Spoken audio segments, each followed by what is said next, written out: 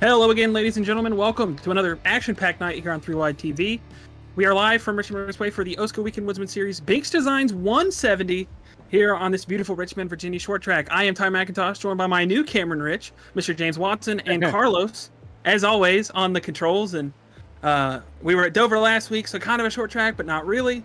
And we are going to break down how our points are standing after last week's action. And we're going to see who has the advantage here. We've seen a lot of the same players every week. Daniel Gore right now. Tate Lytle, you're good. It's all good. Tate Lytle missed, I believe it was Vegas, so Daniel Gore was able to pull a little bit of a lead, but Tate, however, won both of last week's races, so 37-point gap is the difference there. 10 back to Dylan Thomas, Jake Scarborough, David Westergreen, your top 5. You see the rest of the top 13 there as well. In the team points battle, same thing that we've seen all season long. South Shore Redux Team Mixture Rich, they've been the power 3, as I'm going to call them. And they are still having maintaining a pretty good lead over the Binx Designs guys. Obviously, Neil Rutt's had great runs. Zach Evans, their whole group has had good runs, but nothing really to the tune of what the Power 3 have been able to do. James, obviously, this is your first time calling an OSCA race. Cam's obviously in Kodak. Cam, if you're listening, if you're here, you're probably not. You're probably doing something fun. We miss you, but we're gonna hopefully put on a show for you, buddy. Yeah, I'm excited to be a part of this. Happy to be here. Thank you guys for bringing me in, and hopefully we'll see a pretty good race tonight. We've run Richmond a few times in my experience in OSCA. They've always been pretty good races, so hopefully we get a lot of good green flag running. Hopefully not a dumpster fire like short track races tend to be. Gestures vaguely at officials and it being Martinsville week. Oh, and I say that, there's so much death on the back straightaway already. Oh my lord. Patrick Hahey might have just been sent to Halifax by Dustin Dewar, it looks like. But yeah, nonetheless, we're in qualifying here. You see everybody. It's open qualifying. It's not like we had the 10 minutes for everybody to, I think, run 20 laps last week. We have 10 minutes for everybody to run 28 laps, but they're with everybody this week. So everybody's everywhere. As we see Darren Staff, somebody who's quick in practice. He is at the top of the charts right now. David Westergreen, Austin Beers, Dustin Dewar, AJ Plemons, a relative short track guy that we've known was going to be fast. He was great in the Winter Series. And I think, with this group, like you were saying, I know that, short tracks are normally frowned upon, but with this group, we've seen really good racing. I mean, Carlos can probably attest to this. North Wilkesboro was great. We had our moments. But everybody's been really cordial. It's been hard racing, but it's been clean, which I think is, for these trucks, is fantastic. Yeah, and Richmond at times tends to be one of the more cleaner short tracks. You have a lot more room to work with. It's a bit easier to go side by side. You don't really have to deal with a whole lot of dive bombs because of how open the entries of the corners are, especially turn 1. So you can kind of get a nose in there and get alongside without it really being a surprise to the car you're trying to overtake, and don't really have a whole lot of turning in on someone trying to send it. But with that said, it also can be chaotic, as we're kind of watching, especially off of turn 2. The banking at Richmond is really weird on the exit of turn 2. It really falls away. So the wall kind of sneaks up on you. So you tend to see a lot of chaos kind of happening on the exit of turn 2 if everyone isn't quite able to give enough room on corner exit. As we get everybody rolling in here, that means it's Surprise, about time for our broadcast picks. As you see that, you get a look at the points there. It is absolutely tight for everybody but Neil. Yep, you might want to work on that, driver. You're not picking first this week, though. Because James has not had a pick because he's brand spanking new. Mr. James Watson, who is your pick for tonight? Can I go chalk and pick Tate Lytle? You absolutely can. Woohoo! All right, Tate, you're the one. Get the Watson curse. You poor man, you. Before he dies in both halves. I got Plemons Lemons. I like that pick. Tim didn't give me a pick, so he doesn't get it. I'm going to go with a pick that is going to be a little bit out of the ordinary here. I'm going to go with the Dragon. I'm going to go with Dustin Dewar. TP, who you got? Oh, I'm going with tonight's race winner, Darren Stapp. Damn. But that is some confidence. Cam also didn't send me a pick, so he doesn't get one. Yeah. That means it's on you, love. I'm going to pick, I think, James Miller. All right, that's a good pick. Oh boy, I've been holding on to this one. I'm gonna take Mr. Austin Beers. The only guy in this session that has actually won a race here. Yep. In real life. Carlos, who you got? I need someone to spin some tracks for about a week. I'm gonna go pick DJ Weeks for this one. There's no way you just said that. Like I didn't know where he was going with that, but I like it. I get it. All right, well, that's the picks. Carlos, I have so much respect for you, but that was yikes. That's almost as bad as the Daniel Gore joke that you made that one week that I was very disappointed about. But nonetheless, there's your picks for tonight. You see the points battle. It's an absolute dogfight, and I'm glad that Cam's not here because then it just becomes a 3-horse race. And Wow. then we Such kind of get a gap to confidence for everybody. Soraya. Hey, she made a good pick. James Miller, relatively somebody that's good at, at tracks where you have to trail break into the corners, and Richmond is one of those. So I feel like that was a great pick. Depends on how half 2 goes. My Austin Beers pick, I crushed it out of the park. James is going to automatically have a good pick. He might actually jump ahead of Neil if it were possible with a Tate Lytle pick, who notably did not really do that much in qualifying early on. At about the halfway point, hopped in the truck, and he right now sits, I think, about 15th quickest. So not the greatest start if you're a Tate Lytle fan, but he'll probably jump up the boards slowly but surely, I'm sure. You got a fresh cut. Yeah, Did I he? don't know with the. Oh, he does. Oh wow. Got himself a fresh cut here for tonight. Looking very dapper. I know he had a long drive yesterday out from Sonoma to then join us at a virtual Sonoma last night in the other league that exists. There's Santiago texting somebody. Texting a shotty. Hopefully he has a good run tonight. He didn't really have a great night last week. Speaking of somebody who's hopefully having a great night, I want to shout out a huge happy birthday to Mr. Thomas Capuano, an absolute lad who is hopefully going to run good tonight. He's where's he at right now? He is In fact, I think he got killed while we were talking about him and introducing him. So that's a real great birthday present for him right there. Sorry, Tom. As we see, oh look at that. Daniel Gore. That is actually, if we could get a look at Daniel Gore here, Carlos. Daniel Gore, huge Josh Berry fan.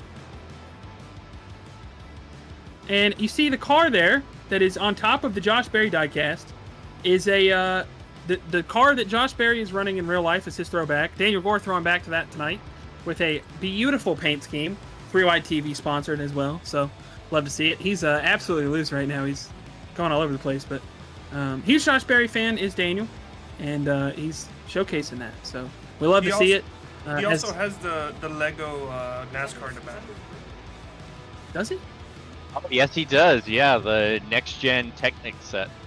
And it looks like he has another Technic set underneath the Berry and the Lowe's 49 diecast too. I just can't quite make it out. Yeah.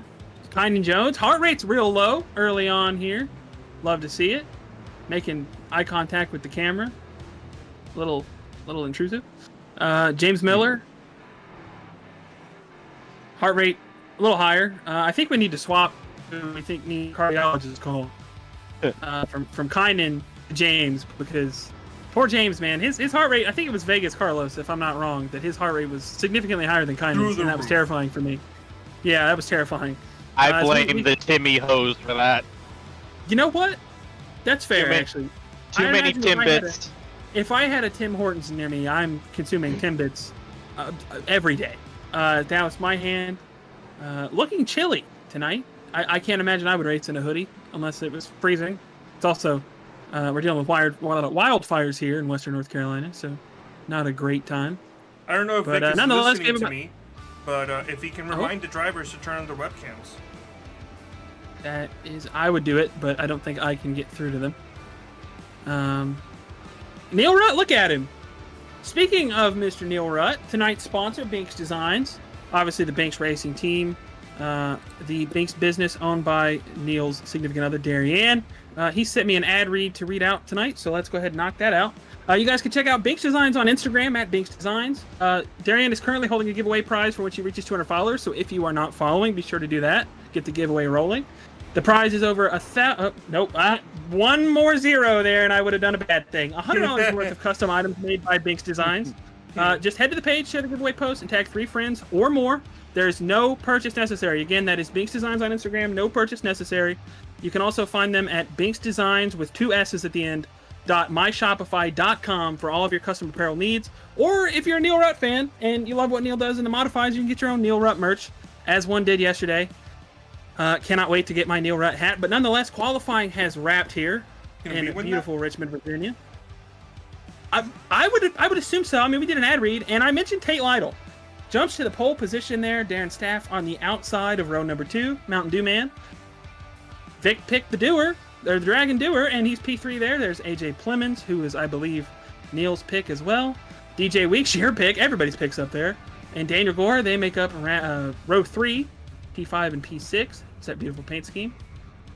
Caden Tufts and David Westergreen, the OSCA Iron Man with the most starts, make up row 4. And James, before I pass it to you for the back half of the top 20, Austin Beers and Gilberto Javier Gomero round out your row 5. Alrighty. In row 6, we have Neil Rutt in the 66 and Dallas Myhand in the 41. Starting 13th is the birthday boy, Tom Capuano, and Jake Scarborough in the 77 right next to him. Starting 15th is Santiago Aguirre. I'm not entirely sure if I pronounced that right. And Dylan Thomas in the 13. Aaron Evans in the 48 and Matt Hackathorn make up row 9. Row 10 is Noah Brown in the Autism Speak scheme. Appreciate that. And James Miller in the 09. Rolling off 21st. If you want to keep going, go ahead. Let it rip. No, I got Zach Evans and Fidel Fabian. Got Dave Carpenter in the 71 and Adam Peeler in the 27. Got Kynan Jones in the 73 and Ray Bracey in the 7, starting 26. 27th, we have Jordan Tarbull in the 17th and Patrick Hahi in the 87. And then on the final row of the grid, we have Hall, Nate Hall, in the, I couldn't really catch his number, in the 55.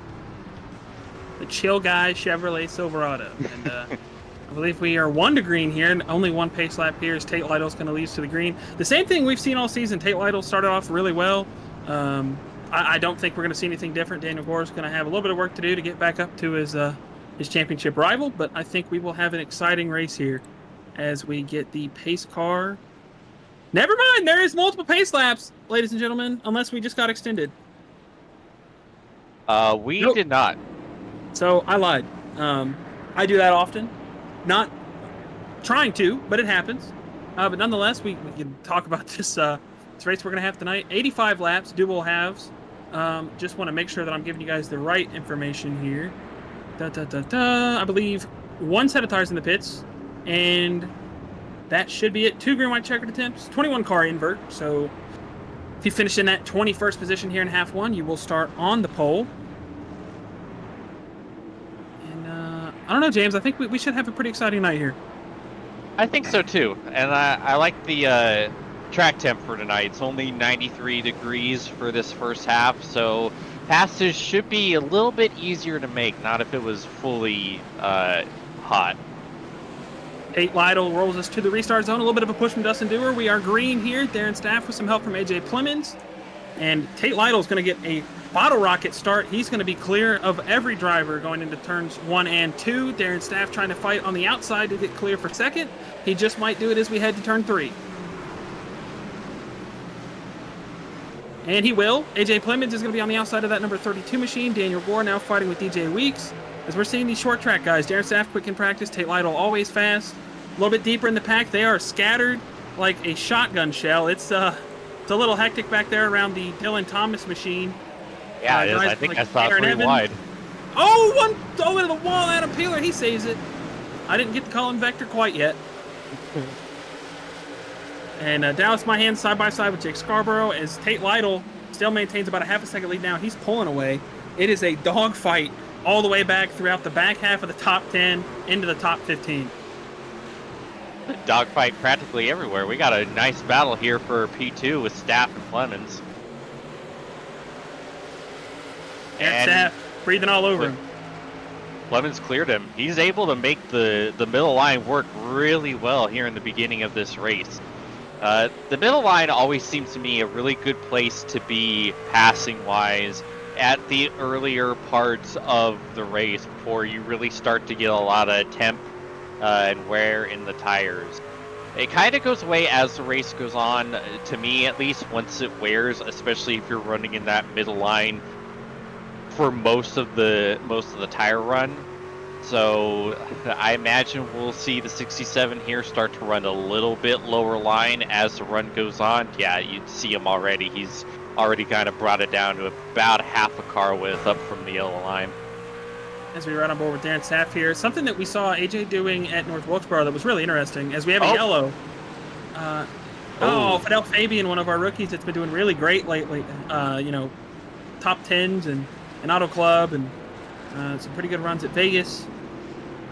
He had some trouble. See if he had any help here. Tate Lytle's going to bring us to the start finish one more time here on lap 7 for our first yellow. Look at the 3-wide TV replay machine. Ooh, too much nope. Beans all over the floor there for that 51 machine. And that's just something that, I mean, we talked about it pre-race. The truck, it's going to snap. And it's weird because you feel like you can get on it at corner exit, and then you'll get about halfway through, you'll start tracking up towards the wall, and the car or the truck will kick out, and then you're not really able to get it. So we're going to run aboard here and see what we're working with. Yeah, that's exactly what it was. And it's especially the case here at Turn 4 in Richmond. Like, there really isn't many places on a traditional NASCAR schedule where it gets as loose as it does off of Turn 4. Like, you always have to be careful with it. It doesn't matter what you're driving, whether it's a next-gen Xfinity car or even the trucks. You always have to be really careful on throttle application to exit a Turn 4 because it's always wanting to snap on you. Even with the extra downforce and lower power that the trucks have, you still have to be super careful. Otherwise, you see exactly what we saw happen to the 51. And I think we might be seeing a strategy play. I'm not sure exactly what the fuel numbers are there, but Kynan Jones will stop down pit road and top that number 73 machine off. See, well, I think we're the only guy to pit, obviously, Fidel Fabian at the bottom of the running order due to his self-spin. He will be given the EOL there. And looking through our biggest mover so far, Ray Bracey started 26. He's up to 21st. A little bit of movement there for him. I cannot believe what I'm hearing on the driver chat. This is going to be on quick shifts.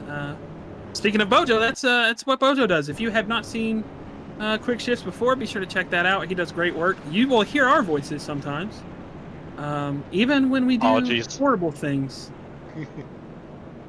Isn't that right, Carlos? It was something about rolling some footage. Yeah, something about beans. Yeah, too many beans. Santiago is watching the broadcast instead of driving. He's asking if his car is shiny in some parts. So good to know that our drivers are fully attentive to what is currently happening in the racetrack. But as we roll under yellow here, lap 9, we get a look at Matt Hackathorn, one of the Team Mixture Rich drivers. Tate Lytle is your leader here 10 laps in. AJ Plemons 2nd, Darren Saff 3rd, Dusty Dewar 4th, Daniel Gore 5th, DJ Weeks 6th, David Westergreen 7th, Caden Tufts 8th, 9th, Thomas Capuano, and Neil Rutt rounds out your top 10. Neil Rutt, obviously, we mentioned it, the driver sponsored by tonight's race sponsor, Binx Designs, and the owner of the race team. So hopefully he has a good night tonight. I feel like it'd be a shame if he didn't, but he's looking great in that Binx purple. Yeah, I feel like he would probably have to sleep on the couch if he didn't have a good run and get some good airtime for the Binx sponsored truck.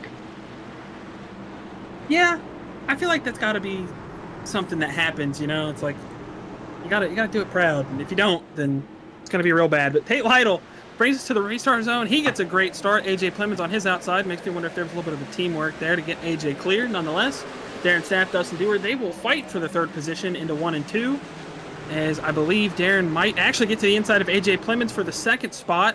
He's going to get cleared. Dustin Dewar still fights on the outside of Darren for P3. Daniel Gore looking on from the 5th spot.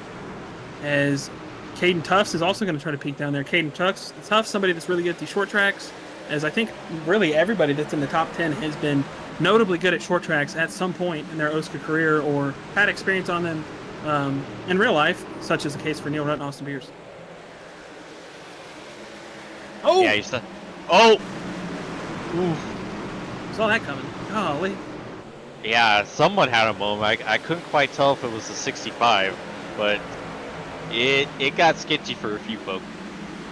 Yes, I imagine that's going to happen a lot when you're in these situations where you get a restart after a yellow, you're trying to be aggressive and take advantage of getting positions, and you're going to shuffle, and you're going to throttle up as we see those tire marks are still there. It's battle for the lead. AJ Plemons breathing all over Tate Lytle on your 3Y TV multicam. That's at the bottom of your screen. Top of your screen, David Westergreen, Jake Scarborough, Neil Rutt, Austin Beers. That gaggle for just inside the top 10, starting at that 9th position.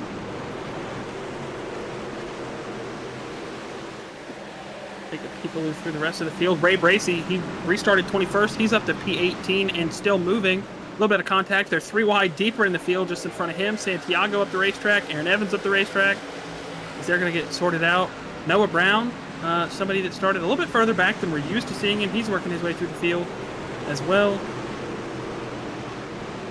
Yeah, I was surprised to see Noah qualify where he did. Noah has a lot of good runs in his history in OSCA in short track. I know, remember battling with him for the win at Martinsville and the Bull Ring last year, to name a few. So, we got a pass for the lead. AJ Plemons was able to get around Tate Lytle. That's his teammate. AJ has not won an OSCA race this season, but he's finished second to Tate a lot. So we might actually see that change for the first time tonight as he's going to look to try to pull away. Tate, though, somebody that we know. I mean, we've seen this time and time out in OSCA and other leagues. Tate is very good at backing himself up and being patient. And we're going to see the replay for the path to the lead here. AJ just with a great run out of turn 2. He's going to dive him into turn 3. Tate's not going to fight it, and that's what I'm talking about. Tate is the kind of guy, he only pushes when he feels like he has to, and we're so early into this race that Tate's probably looking at tire wear. He's looking at knowing that we probably have to pit. I believe we do, at least.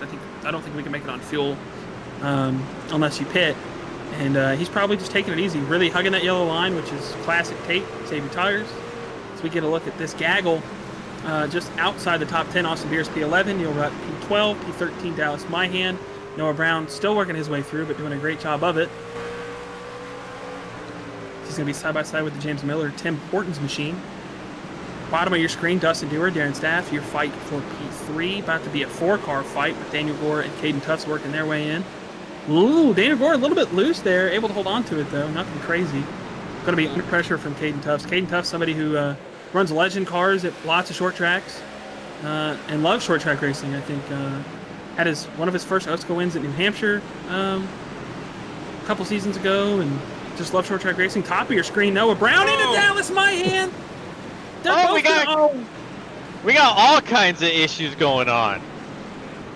Noah Brown hard into the inside wall. Caden Tufts sideways. No! Okay, Caden was stopped for like the longest time. That is wow. Terrible. Caden spun about perfectly timed with when Noah Brown got loose and went to the inside wall. That's heavy damage to the right front of that 00. I think that was Matt Hackathorn too. Caden was stopped for a while. Yeah. Yeah. I'm kind of flabbergasted. And then you see the replay there. It looked like they were going to save it. Dallas Myhan got into Noah Brown. We're going to see Caden stopped for a good minute here. And yeah. I mean, I completely understand how I want to get into the truck on your outside, but we do have brakes. Yeah, that would have been a good time to use them. Yeah, the caution had been out. There's plenty of, like, Hackathorn has enough time to get on the binders, get kind of tucked back into the trucks that were on his outside and just, get into pacing. Like, the cautions already out. I don't understand that. That is certainly a thing that we just witnessed. And another look at the riding on board Noah Brown there. It looked like he might have just got a little too overzealous. Gone to the inside of Dallas Myhand and sent him around for a ride. We're going to ride on board with Matt Hackathorn here to see what he saw with Caden Tuff's self-spinning there. Obviously, I had to avoid this wreck. Not much braking there either. That's not a great look. And then just smokes the Caden Tuff's machine. That's, yikes. Not a good look there from Matt Hackathorn, and I have to imagine that he will be given something for that post-race, because that's, you don't take up for the first wreck, you get through that one somehow, and then that truck is stopped for at least 5-6 seconds, and you're turning towards it, and then you just obliterate it. So, yikes. Nonetheless, 23 laps. I just think in. he didn't expect there to be a separate simultaneous wreck further up the racetrack. He probably dropped his guard once he got through the wreck, thinking that was it. I mean, yeah, that's fair. I mean, and that's something that maybe should be taken into consideration. But I also feel like maybe we were looking in the mirror at the other wreck and not, in front of us. I think that could have been it, because he kind of started to drift down there. Sorry, I got distracted. I had a good thing happen that I needed in a baseball game. So don't bet on like baseball. A bad thing for me. Don't bet on baseball. Never mind. It's a real bad thing. Marvelous. If you're not, happy opening day. That was one of the things that I was able to ask everybody. So I was able to ask everybody their favorite ballpark food and their baseball team. Obviously, I didn't get to ask you guys that. So I guess we'll start with you, Carlos. I know you're a Marlins fan, but maybe your favorite ballpark food. If you, you live in Miami, don't you, or close to it? You probably go to Marlins games. Yeah, I go to Marlins games a couple times a year. They haven't brought this back in a while, but when Marlins Park opened up, they had this little section where they had a whole bunch of like Cuban pastries, and they had some delicious tequeños, which are pastries. We're going to be going back green here. Oh golly, AJ Plivens with a great shot from Dustin Dewar. Dusty's going to challenge Tate Lytle. We'll get right back to that, Carlos. I got to imagine we're probably going to go green here, short for a while. I probably just jinxed it. They're 3 wide. Austin Beers, David Westergreen, Jake Scarborough. They are now 2 wide. They get clear of that. James Miller just inside the top 10. He's looking to make a run. So hopefully everybody sorts out. Dusty Dewar fighting hard with Tate Lytle here. Somebody that's been really good, notably on short tracks and other leagues, picked up a couple of victories earlier this year. As Tate's going to get clear. Now it's going to be the fight for third. Dusty Dewar going to fend off Darren Staff. And Austin Beers, he's hard charging here. He started in the 9th spot. He's up into 8th right now, or 7th now, side by side with Daniel Gore. He's going to be looking at those other Chevrolets in front of him. Contact with Daniel Gore. They're leaning on each other. Yeah, not as much as you think. There was still a good amount of distance in between those trucks, but yeah, they're getting really close. Now, I want to say the elbows are starting to get out. Okay, maybe they are starting to get out. They're out. Yeah, they are. Yep. Oh, this is beautiful. This is exactly what you want to see. This is what we love from short track racing. This is this is short track racing, which is fantastic. But if I'm Daniel Gore, I'm maybe not too sure if Austin Beers is the guy that I want to do that with. Obviously, Austin, Vic mentioned earlier on, he's one of the only guys in the field, the only guy in the field, I don't know if I said one of, to have actually won a race here in real life.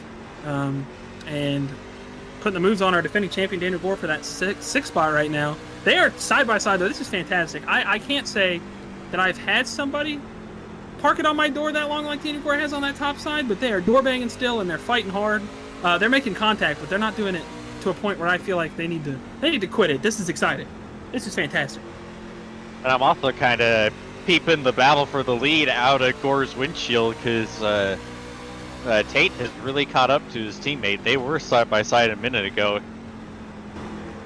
I imagine. I mean, we're coming up on the halfway point of this race, and Tate Lytle maybe saving his tires. AJ pushing a little bit. You mentioned him running that top lane. Definitely burnt the right sides up a little bit. Now we're going to go to 3-wide TV. Multi-cam. Dusty Dewar's out of shape. Holds on to it. We got a yellow. Was it yellow for that? Zach Evans and Matt Hackathorn. Oh, no. Oh. Me not fine. Pretty heavy damage. Oh, no. Me definitely not fine. Oh. No. Oh, someone think of the and one last one for good measure. No, man. pretty heavy damage to both machines there, the 04 and the 6. I'm not quite sure what I saw there. It just looked like it just kind of looked like to me that maybe the 99 got a bit spooked with being 3 wide and just kind of turned up into the 04 and just turned him down into the 6, and yeah. That's what obviously, I don't know, I feel like that was definitely maybe people not being comfortable. We got trucks coming off pit road. Tate Lytle will pass AJ Plemons coming off of pit road. Nate Hall stays out. DJ Weeks, Dylan Thomas, James Miller, Austin Beers will assume the lead. Nonetheless, I think definitely the 04 with race-ending damage. The 6 probably as well. Maybe the 6 is fine, but the 04 was beat pretty bad. Yeah, Zach Evans is gonna drive out of pit road. Neil Ruck though, 7 minutes of damage to that 66 machine. Was he involved in that incident, or was it the afterwards? I don't think I saw Neil Ruck involved. Yeah, I don't remember seeing him in the initial incident, and I don't. He was not involved. Remember. Oh no! Wow. On the restart. Oh. On the restart, Neil. Did he miss it? Hold on, I'm gonna write on board here. I don't know if he missed a shift.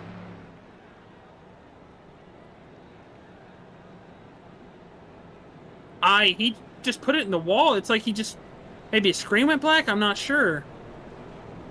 But he just turned it into the outside wall and let it sit there. So definitely, I don't know. That's yeah. So he was going all right on the restart. Got going. I thought maybe he missed a shift, but I couldn't hear anything. Nothing sounded out of the ordinary from a normal Richmond restart. And then he just puts it in the wall. That looks like a screen went out, or like I would assume the screen, the wheel, the PC. Something.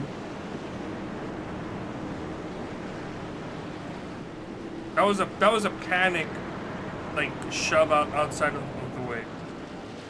We could maybe bring him up. Are we 1 to green? We are 1 to green. So yes. That would not be a right now time, but nonetheless, Austin Beers, James Miller, Dylan Thomas, DJ Weeks, Nate Hall, they all stay out. I unfortunately believe that the truck to watch is going to be that truck in the 5th spot. I don't have the greatest feeling about that. We're going to roll into the restart zone. Austin Beers is going to get us going. Dylan Thomas with great jump. I don't. Something happened with the 55 of Nate Hall.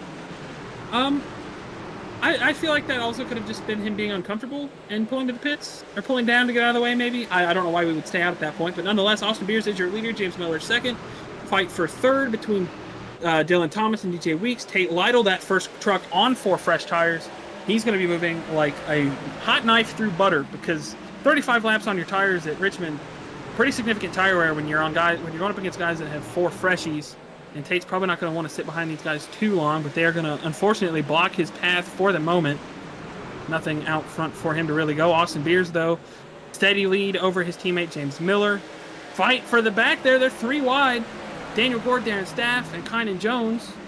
I do want to point out, you guys mentioned, DJ Weeks, Tate Lytle, AJ Plemons, and Jake Scarborough had all sub 7-second pit stops. Oh. Huh. So did they? So they tires just took fuel. Yeah, I don't even think that's 2 tires. I think that's just fuel. Yeah, that's odd. Because I don't know. Maybe they only have 1 set in the pits, so maybe they're thinking a later down the road thing. But it makes me wonder who took tires behind them, though, because they're going to be moving pretty quickly here. 5.3 second pit stop. No, Jake Scarborough 7-second pit stop. But those guys didn't take tires. I think the first driver on tires is Daniel Gore in 6th place. Okay. Then Darren So that's Staff. definitely odd. Oh. Speaking of Daniel, he's going to make a move on Dylan Thomas there for the 5th spot. Should be able to get it pretty handily since he's on tires.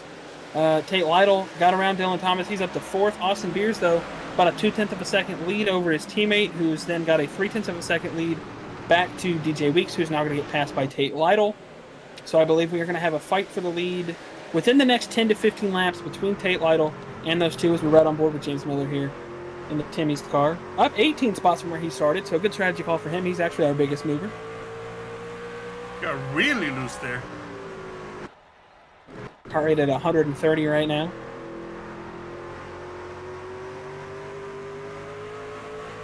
Just being all calm, battling for the lead. Certainly not a large heart rate for the situation. Top of your screen there, we've got Jake Scarborough, Dusty Dewar. We look at Dylan Thomas. That fight just outside the top 5. AJ Plemons to the back of him. They're starting to get stacked up here with these guys that are on tires and the guys that aren't. There's Tate Lytle now to the back of Darren Staff, trying to pressure him. We're on board with Darren Staff. More Mountain Actually, Dew. the other way around. I expect. Are those Mountain Dew socks? Oh my Huh? God, they are Mountain Dew socks, and those are gamer cups. Oh wow. So Darren Staff. You have 2 headsets on? He does. Yeah, he uses one for hearing and the other one for the microphone. Oh. Well, that's different. I didn't know that. Yes, he's actually going to Alrighty get around James Miller, and he's going to look to challenge Austin Beers for the lead. So Darren did not take tires, no? No, he did. Okay, so Darren's hauling.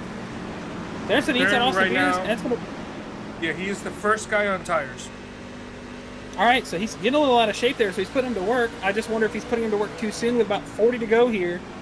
Side by side for the lead with Austin Beers. He's going to run the yellow line. That's a great line to do it. Austin Beers takes a higher arc. I thought he was going to get around him, but he's going to get a run off the corner. They're going to be side by side once again going into 3 and 4.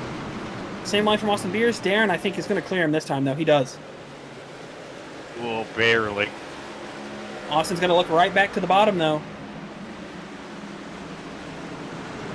Back to the quarter panel. Nothing for him. He's going to be clear. Darren Staff is going to get a pretty good run into 3, and that's going to put Austin Beers under fire from Daniel Gore.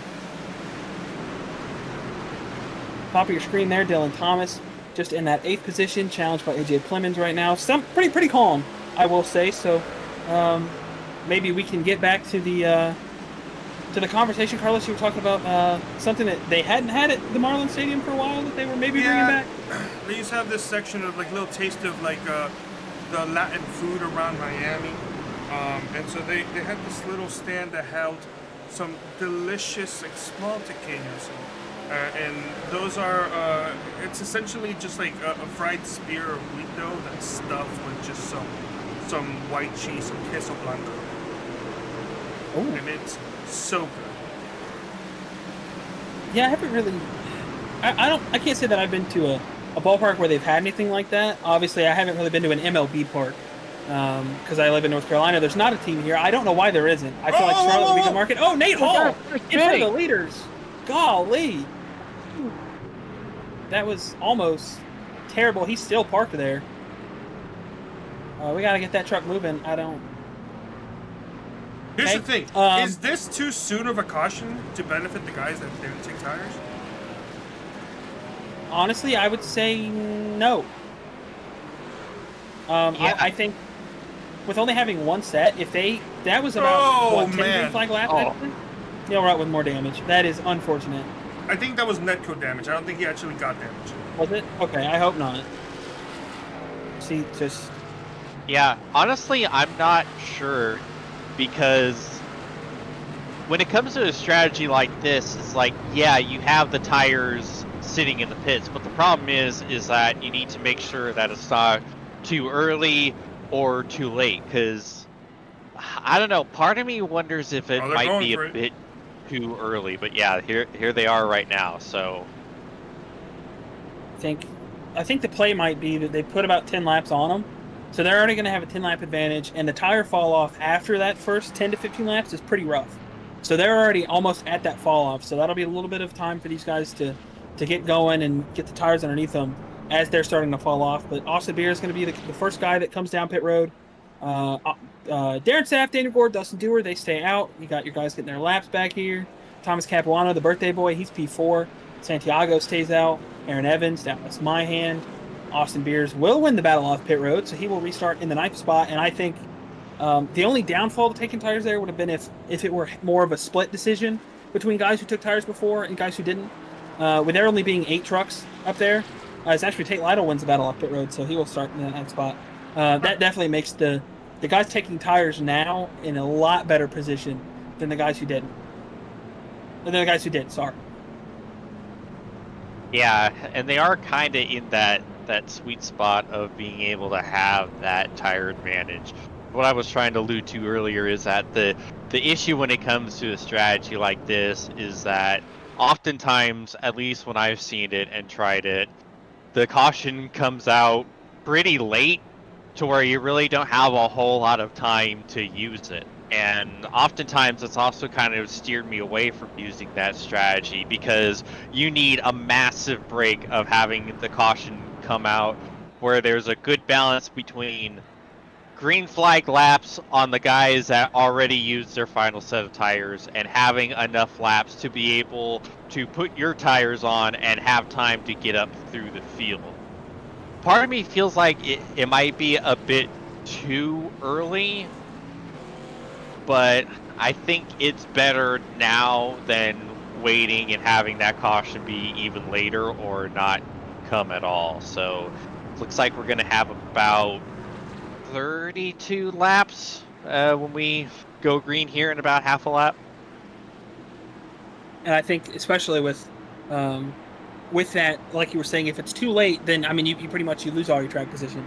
So lose it now. Try to hope that we go green a little while. They kill their tires a little bit. Yours cools back down, and then you have a little bit more of an advantage than they do. But Darren Staff, Daniel Gore, they are going to bring us back to the restart zone.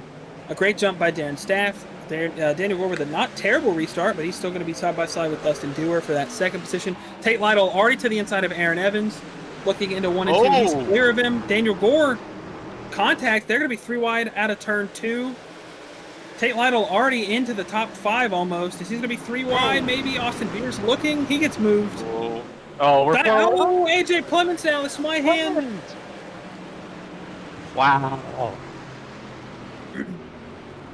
Oh no, and is that?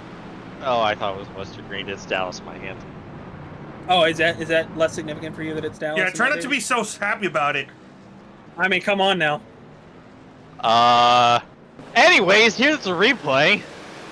This we see guys trying to be aggressive. Tate and Austin might have went for the same spot there, and then DJ and AJ.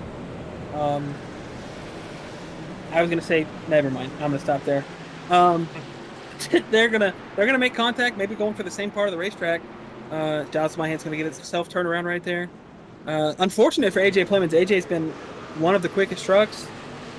Took tires there and had a little bit of damage from that first incident that made that restart happen. A little bit of help there for sure. I thought the 97 came up, but if you kind of like follow the white line, 97 held the line pretty well. Yeah, I think it's just one of those things where it was a staggered 4 wide, so you really can't tell what's going on, especially since the spotter really isn't good at updating you when it's staggered 3 and 4 wide. So I just don't think everyone was able to understand the situation until it was too late. Yeah, if I'm correct, I think the last call you hear, it doesn't even go to 4. It goes to 3. So you don't even know that you're 4 at times. So I feel like that might be the case there for those guys. And that's the thing with restarts too. When you got guys on tires and you have guys that aren't on tires, the guys that are on tires are going to be trying to look for every window they can. And sometimes the guys that aren't, maybe, obviously I think they're expecting to get their doors blown off, but they're maybe not looking for it as soon as these guys are wanting to go. Like Tate Lytle jumped down. He's already up to the 7th spot. He restarted 9th. He passed Aaron Evans. And then, who else did he get around? I believe it was Dylan Thomas very quickly off the restart there.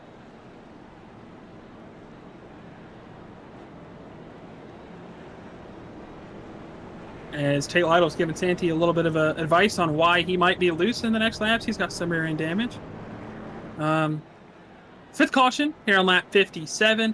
Full field rundown for you for the top 10. Darren Staff, Dusty Dewar, Thomas Capuano, Daniel Gore, Santiago in P5, Fidel Fabian P6, Tate Lytle on fresh tires 7th, Austin Beers 8th, 9th James Miller, 10th Aaron Evans, and everybody else is... Oh boy, I'm sorry. The driver chat is something this week. Can't wait for quick shifts. Yep. Are you hearing it as well? Yep. Okay, Carlos, I'm glad that you don't have to sit through it, but boy oh boy.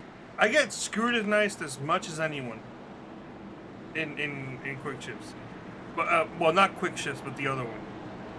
The alternative that we can't mention the actual word for it because, you know, we get paid to be Bleep nice shifts. and to say, yeah, bleep shifts. As pace car is going to pull into pit road, Darren Sapp will lead us to the restart zone.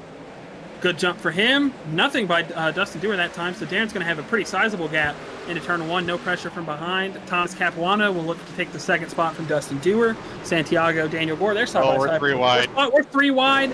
Fidel Fabian, Austin Beers, Tate Lytle. Beers is a little loose. They're ping-ponging. They're going to be 4. He's not gonna let them my get it. They're 4 Lord. wide. They're 4. Back to 3. Tight 3. Tate's still looking. He's going to send it. Yep, there it is. Oh no! Oh, Beers man. was trying to get down there. He just wasn't clear. They're going to be still 2 wide. Oh. How comes did we everybody else on fresh survive tires. that? That was amazing racing. And that's what we're talking about. Guys that are aggressive, guys that aren't on fresh tires. Uh-oh, we got a Kind caution. of yellow. It's going to be Adam Peeler, it looks like, in the 27 machine. He's dropping down the leaderboard quickly. Gilberto Javier Gomera, maybe? Oh, no, never mind. Yeah, it is Dallas by hand. Or Dallas. Oh, too much beans! Too much beans. Oh. Too much beans. Just like his teammate before him. He was still struggling with the beans there. He was like a slithering snake there on the apron.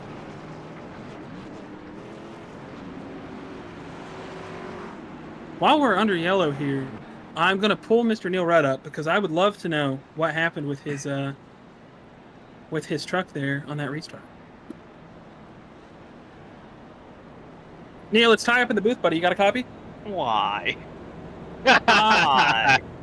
Well, buddy, I know it's a bad jinx because you're driving the sponsor car, and we might have mentioned it, but we're just trying to figure out what happened on the restart because it was really odd. It was really weird. My computer froze. I shifted, and as soon as I shifted, I just heard a weird noise through my headset, and the screen just wasn't moving. That's why I had to shut my webcam off, because I was like, all right, maybe that's causing it. But with Discord off to my side here, for some reason I keep losing internet, and that's what's going on and what's causing this, because it's happening every like 5 laps. So I'm kind of just riding around here and trying to survive. But I did a good job. I didn't kill everyone, so I just killed myself and gave me 8 minutes of damage. So that was 8 minutes. That was 8 minutes. That's remarkable. Yeah. That's pretty bad. By chance, because I know you got a new headset, is your headset plugged in, like to your computer? My headset is not plugged in. It's just the Okay. USB part is plugged in, if that's what Okay. you're talking about. That's what I was going to ask, was if it was the USB part or the charger. Because I know the charger sometimes, because we have the same headset. Yeah. When my headset's plugged in, it makes my computer tweak out. Yeah. I made sure so- to charge it before. But yeah, thanks for bringing me up here and making me feel bad about myself. Thank you to Binx Designs for sponsoring this race. Go check out Binx Designs at myshopify.com. Buy all your custom needs, and pay my iRacing damage bill here for me. And get your Neil Rutt merch, more importantly. And your Neil Rutt merch. There's a fantastic blue hat. It's beautiful. It's almost as beautiful as Neil. Yep, thank you. You're welcome. Not as beautiful as my race car. After Well, the it wreck. was. We went purple this week for Daria, and she wanted the purple, so that's what we gave her that. We have shouted out the purple. We are going to let you go ahead and get back down there. You're a couple laps down, but I expect to see you back up if we have a caution fest. You better be in that top 10. Or at least have a good half, too. We're going to try. We're still 3 laps down, so we'll see. We got it back driving decent, so give or take. Let him cook. All right, buddy. Well, get back down there. Get to work. Tell your teammates to get up there, too. We know that they're hanging out, but they got to go. I got you. Thank you. All right, buddy. That was Mr. Neil Rutt. Unfortunately, having a rough night. He spilled the beans. His computer spilled the beans. As we get ready on this restart here, drivers to note: Austin Beers, Tate Lytle, they make up row number 3. They are on fresh tires. Thomas Capuano, Daniel Gore, they are not. Restart zone. Darren Staff gets a great jump. Dusty Dewar with a little bit of wheel spin. That's going to put some pressure on Thomas Capuano. As Austin Beers is going to just about turn it Oh, no. into Daniel Gore. Whoa. Tate What Lytle a save having by a- Gore. That's a... Ooh, okay. That was almost really bad. I had to take that in there. Dustin Dewar, he's not quite going to clear Thomas Capuano, so Thomas is going to look to the bottom there. Austin Beers on fresh tires, though. He's moving. Maybe not making the greatest Oh move. no, what's the green? Green? Iron Man! And no caution. Did he keep it on the wall? I think he did. He did. It looks good. That's good. We can go ahead and reuse my... Oh no, is that David Westergreen from earlier in the broadcast? Yeah, a lot more worried now that you saw that it was actually him and not Dallas Myhan. But besides the point, I'm sorry, Dallas. Austin Beers clears Thomas Capuano for the third spot. He's now looking to the second spot for Dusty Dewar, but they're 3 wide behind him. James Miller, Tate Lytle, Daniel Gore. That's getting tight. That's not fun. Oh, Dusty Dewar's out of shape. Oh, Lord. Oh, boy, that might be... And he's still out of shape. We got a huge run by Tate Lytle here. They're going to get staggered real quick. Tate's not going to clear Dusty. He does now. Still got James Miller to the inside, though. Darren Staff loves to see this behind him. He's got about a second back to Austin Beers. Obviously, Austin on fresh tires. Darren pitted earlier on. This is where that gap is really going to matter. Tate Lytle, though, looking to go 3 wide with Thomas Capuano, James Miller. And he kind of pulled it off a little bit. Oh, a little bumping and banging behind them. That is Daniel Gore, Dusty Dewar just behind them. Jake Scarborough apologizing for Dylan Thomas. Is Tate maybe hoping that Thomas is going to get around James? I don't think Tate wants the bottom, but he might have to get down there as Thomas still struggles in front of him. Tate's going to look to maybe hit the middle for 3 wide. Chooses not to. That lane kind of got closed by James Miller promptly. James Miller's going to sit it in. He's going to... Well, that clears that open for Tate Lytle. He's going to now get to the inside of Thomas Capuano and James Miller. And that's going to clear him up for the third spot. Maybe a little too much Timbit there for James Miller going into 1 and 2. Yeah, they were a double-double going into that corner. Oh, no! God bless Tim. Oy. That was not good. Tate Lytle. That was very nearly a race-altering incident there. So, call back to last season. The Shift Esports machines did not like that left rear quarter panel of the 09. I wonder if Tate Lytle is the new Shift Esports machine in that ratio, because James Miller almost got his Timbits spread all over the Richmond backstretch, or front stretch. Is it nonetheless Austin Beers? Track again. No. Does he think this is a rallycross track? We gotta ask him about that. I don't know. That may be an OSCA After Dark question, but Austin Beers hunting down Darren Staff, as you see there, multiple laps in a row. He's gained under a tenth, about half a tenth. Now the last 2 laps he's gained over a tenth, close to a tenth and a half. And Darren Staff starting to struggle with those tires. Austin Beers, though, there's a lap car just in front of these guys. It is the 55. No, that's David Westergreen. So we're about to see how this is going to go down. I expect David to probably give them the bottom. Austin, though, going to look to the outside. That's going to make it tricky. Maybe going for a crossover down the back. He's going to get a good run. All over Darren Staff with about 10 to go here this time by. He's going to look under him. Huge send.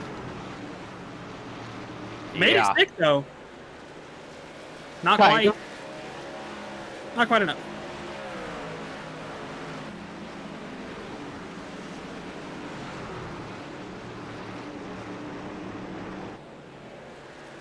Side by side still. See, though, look at the gap behind him. Tate Lytle. 2 tenths. This is not what Austin Beers wants. No, and this is everything that Tate wants to see. He's hoping that 45 truck can keep it pinned on the outside a little longer. Oh! Did he get the wall? I think no. I think the 19 so. just bobbled. Yeah, Austin Beers just got really loose there, and just behind Tate as well. Obviously, Tate's on fresh tires. I believe James is as well, but Tate slowly bringing James Miller up with him. And this is much to the point earlier. Austin Beers has experience on this racetrack, which is huge. Even though it is the sim, knowing the bumps of the racetrack, that it gets laser scanned, it's a huge advantage. There's Austin Beers clear of him. So we might see him pull away here. I start to wonder if he was using everything he had to try to get around Darren, or if he was kind of half pushing. Darren's going to run that middle groove to try to cover Tate Lytle. I don't think it's going to do much, though, as Tate's been kind of watching these guys. He's going to get to the inside of Darren, and it, I imagine, would be a no contest for the 56 machine. Sorry, my throat is starting to get obliterated. So if I have voice cracks or anything, I do apologize in advance. Darren Staff up into the outside now wall. he got into the wall. That is huge for Tate. It was just a besito. Sure, what Carlos said. I hope it's not anything bad, and I just didn't double down on it. Tate Lytle clears Darren Staff. Now we have a dogfight for the lead with about 5 to go. Austin Beers, Tate Lytle, guys who have experience racing each other a lot. They've raced each other really hard, really well this season so far. As we look at James Miller, he's going to be around Darren Staff. I don't think he really has anything for Austin Beers or Tate Lytle, but about 4.5 laps to go.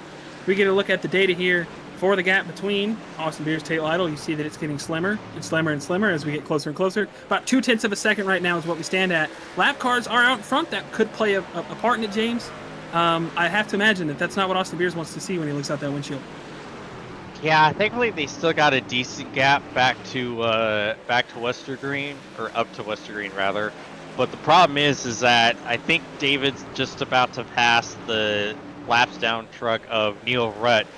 Now, David's still able to keep a good pace with him running well early on in the race, but that Rutt truck is damaged. So this might come into play here as we got 2.5 laps to go. We saw when the leaders got around Neil before, Neil ran the bottom and let them go around the outside. Darren was very thankful for that. Speaking of Darren, he's side by side with James Miller for that 3rd spot. 2 to go, though. Austin Beers will get us there. Gap is still about the same that it was to Tate Lytle, but I believe Neil Rutt might play a factor here. He's going to take the bottom. Oh, no. Oh, Ray must not had enough fuel. Battle for the lead. Tate Lytle a little closer to Austin Beers. Big send there, trying to get around the 66 to Neil Rutt. White flag this time. He's going to be pretty close. Not quite in striking distance. Austin's going to pull away. Tate slid up on exit. He might have enough to get to him if he saved any. One last hurrah, really, maybe? No, that's pretty decent exit. No, that's going to be it. Yep. All out of shape there. He's yelling at Austin Beers, trying to make him mess up. Oh, Fidel faded on the first stretch. White flag doesn't really matter. Austin Beers is going to win half one. Tate Lytle, P2. James Miller, P3. Fidel's getting dinked and dunked. Rounding out your top 5, birthday boy Thomas Capuano. He's going to be P5. Oh. 4th. What a birthday! Look at Thomas Capuano. He's doing birthday burnouts. Happy birthday, Tom! Here's we sent you a present. 21 years old, not really, but 21. Oh, God bless. Well, Halifax for the birthday. Austin Beer's still doing laps. Look at him. Heartbreaks for Darren Staff, though. I will say it was interesting how the battle for the win ended up being between the 2 picks that the on-air commentators made. Yeah. Carlos, who was your pick? Just curious. Weeks. I think he got a top 2. Oh. Did he? You win this round, Ty. Hey, it's the good news is it was a brand new pick for you, right? You haven't made picks before. Carlos was 1 point ahead of me. So that was I'll take it. That's considerable. However, who did you pick? I picked Austin Beers, but you said that I had faith that it was going to be a 3-horse fight, and it still is because James Miller was 3rd, and that was Soraya's pick. So I'm just going to say I'll talk my shit for other people too. That was a bad word. I didn't say that. You can say it on the TV as long as you're describing the actual act. Okay. Who was last? Vic, you normally know this. Huh? I'm sorry, I'm not paying any attention right now. No, you're good. I just slipped up and said a bad word, so I'm trying to get you to No, I heard you. I know. Yeah. I think I finished last in the half. I'm almost certain. Who did you pick? I picked Dewar. Yeah, I finished last in the half.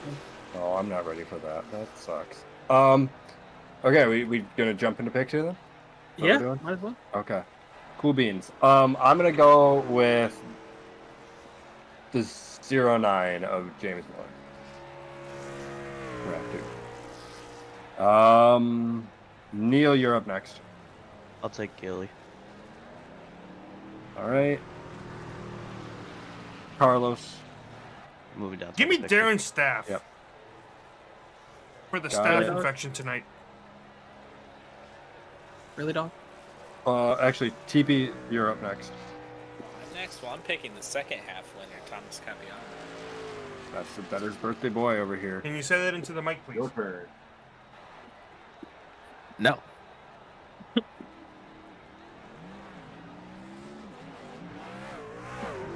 I am going to pick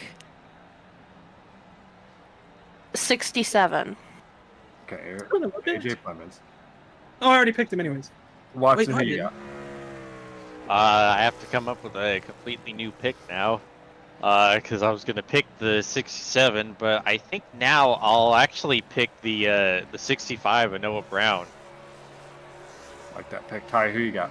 Just pick on Tie Night. Literally four picks in a row. I was like, well, back up. Now I don't know who. Rip. You know what? He's gonna hate me for doing this. Can I pick him? I cannot. This is bad. Okay. You know what? I'm gonna use it now. Give me Bojo. It's not a bad pick. Not a bad pick. He's rolling off 25th. He's got a lot of work to do, but he'll do it. I don't know what happened to him at the end. Yeah, we had no clue. We were actually really confused on that ourselves. Probably he didn't have enough fuel. It's the only thing that makes sense to Why me. don't you bring him up and ask him? Carla. You know what? That's a good point, and I appreciate that. What a segue there. Is we're gonna pull him on up here to our broadcast booth. Bojo, I don't even know if you're here. You might not be. You were muted. It's Ty up in the booth. Do you have a copy?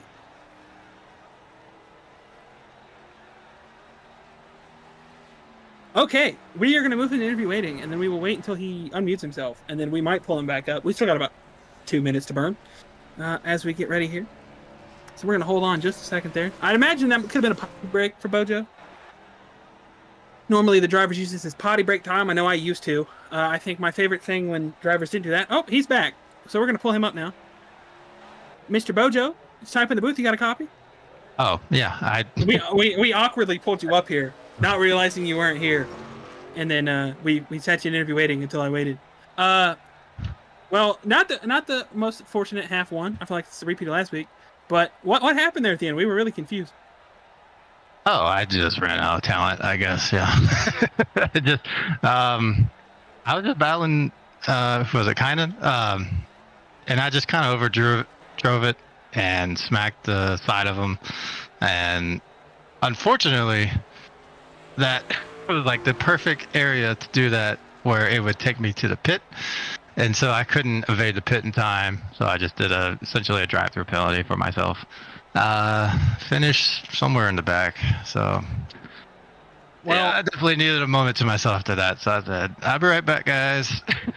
I'm gonna say something that's gonna hype you up. I'm gonna find a pillow, yell as hard as I can into it, and then all right, good to go. Let's do this. All right. Well, I'm gonna hope that I erase you having to scream into a pillow, and I'm gonna give you some either good news or bad news. Yes. You're my pick for half two. Well, I mean, there's worse picks, I guess, but I don't know, man. May the odds be in your favor. There you go. I have faith.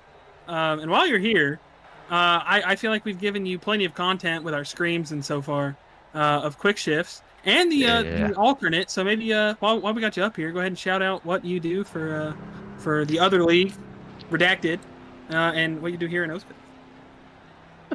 Hi, I'm Ray Racy. You might know me as Bojo, or the guy who usually runs around P20. I'm here to show you Quick Shifts.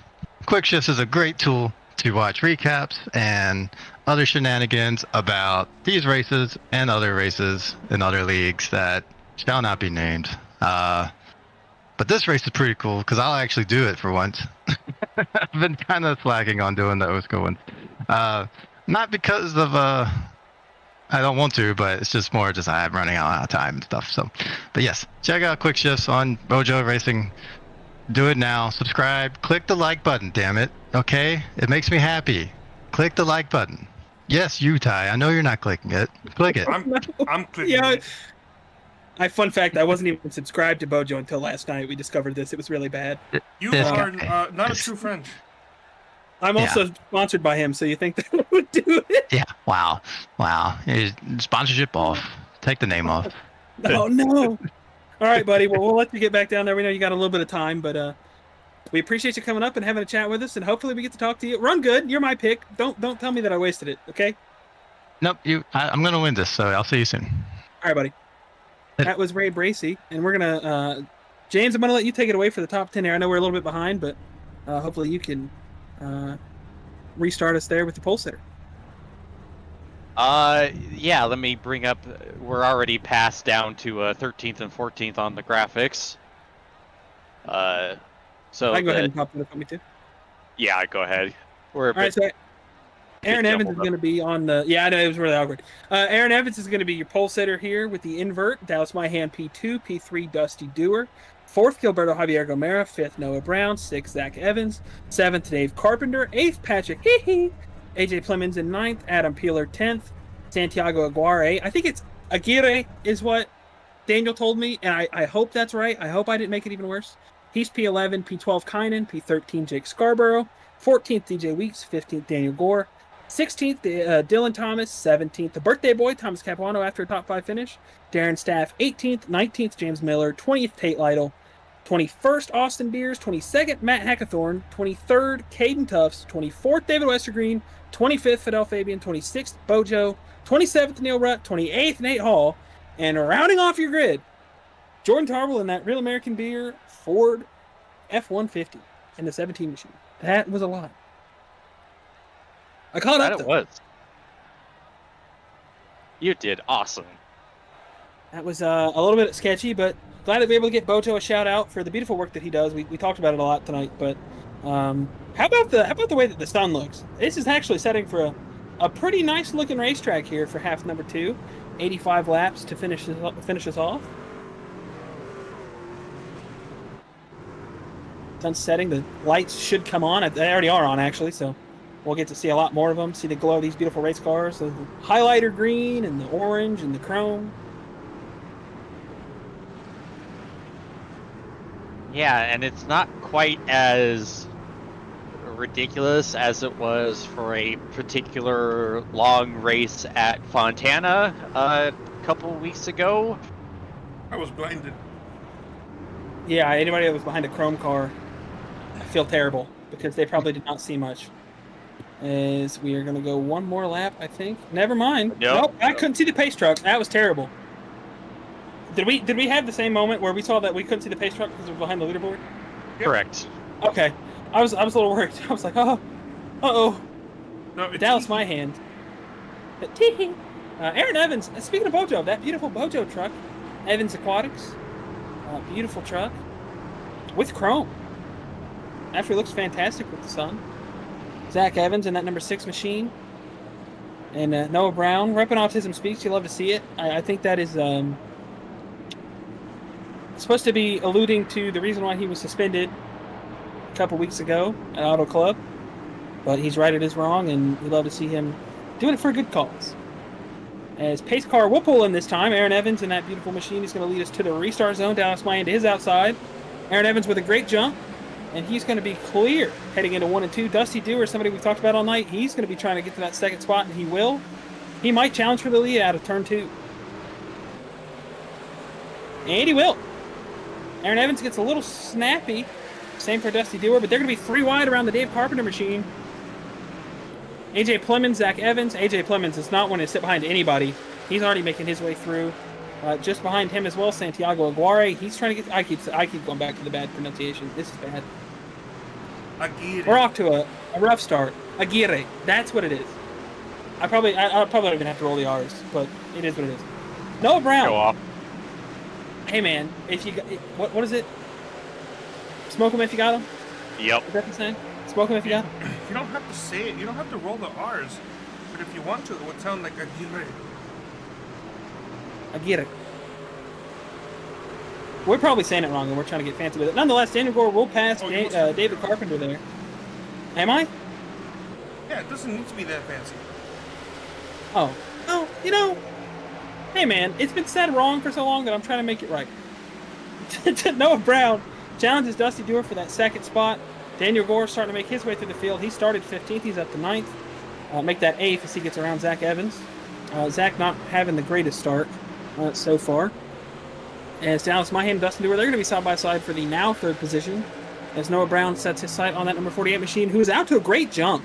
Aaron Evans got the invert pole, got a great start, and is now about 7/10 ahead of his pseudo teammate, Mr. Noah Brown. Yeah, I'm surprised that 32 didn't put up more of a fight for the lead. Considering how much pace he had in the first half before things kind of got away from him, I figured he would have taken the lead for a minute there, but the 48 was doing a great job to pull right back around and put some gap on everyone. AJ Clemens is going to jump scare himself onto the onboard of Dallas Mahan. He's now going to get to the inside of Dustin Dewar, and I believe he should be clear for the 3rd spot as we get out of turns 1 and 2. A great dive in there for him. Dusty might fight this, though. A little bit of a fight there. He's going to get to the quarter panel, and he's going to stay to the outside of that 67. So neither one of them really going to make any progress on Noah Brown or your leader in that 48 because they're going to get stuck next to each other as he will now get clear that time around. So up the board, AJ Clemens. Down the board, Dusty Dewar. But Dusty might not have had his last word there. He might start pushing back on AJ's. He's already tucking right up behind him and maybe learning a little bit here as he starts to maybe struggle here with the half changing the track, which I can say is a problem. You get used to the way that the track drives during the day, and then you get to that second half where the sun goes down, track gets cooler. There's a lot more grip or a lot less grip in some cases, and you kind of have to readjust on the fly. Yeah, that's always what I found interesting about OSCA and the difficulty level of, just having to have such a high level of adaptability, because we see most of these races with them being multiple halves, we usually get one half in the day, one half at night. Well, practice is during the day, so it's really hard for you to really get an opportunity to practice and understand for what the car is going to do for that second half in much cooler temps. And you factor in the fact that you're having to more than likely come through the field or deal with people coming through the field depending on where you start. It just takes a lot to be able to have a good night, good complete night after both halves. As we see somebody who hasn't really struggled with that at all, AJ Clemens now to the back bumper of Noah Brown. He's looking for the second spot. Aaron Evans still out front as your leader as we are about 12 laps in. I'm really confused as to why the lights aren't completely on the racetrack. It takes a while now. It's pretty dark. They gotta warm up. So we did pay the power bill. They just have to warm up a little bit. Yeah. Oh, AJ Clemens, really tight getting around the 65 of Noah Brown there. Almost turned himself. Noah cut him a huge break there. That was very tight. AJ Clemens probably would have been mincemeat in the catch fence if Noah Brown didn't lift, but he's going to be able to get clear. He's now sets aside on that 48 machine. Top half of your screen, DJ Weeks, Dave Carpenter, Caden Tufts, and Fidel Fabian. They are now squabbling for, I believe that is just outside the top 15. Yeah, around there. Yep.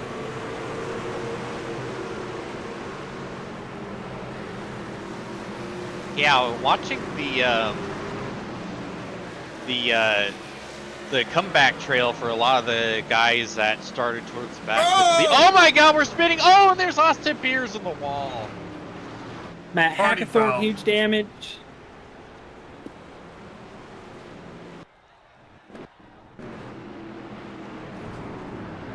Oh, but there's still more. Oh boy.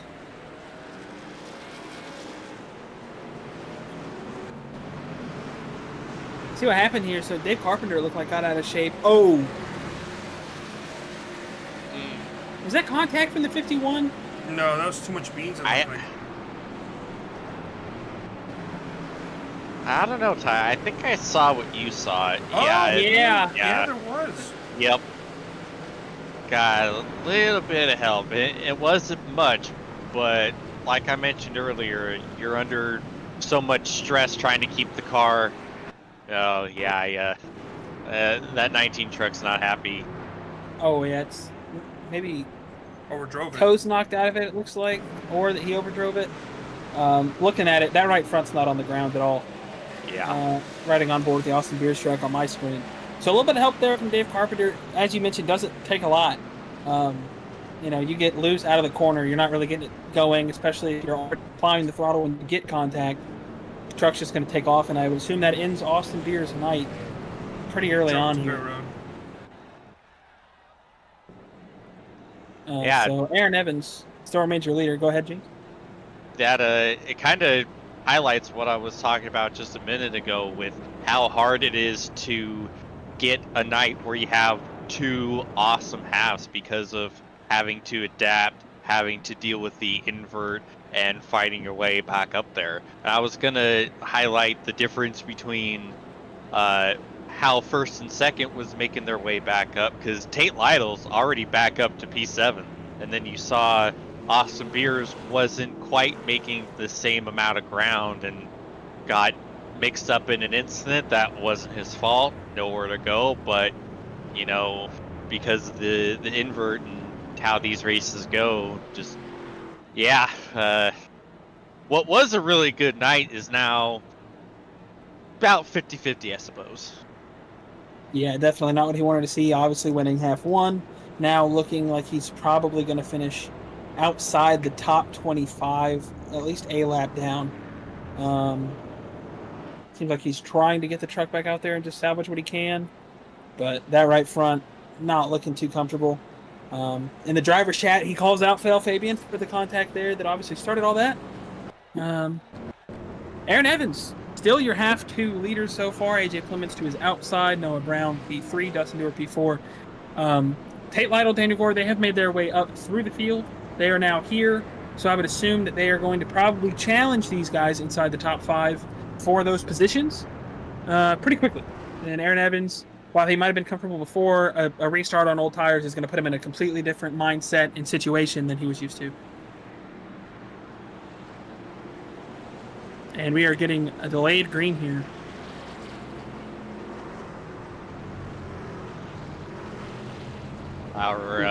Our fearless leader is not happy with the distance from the pace car, and made it known in no uncertain terms.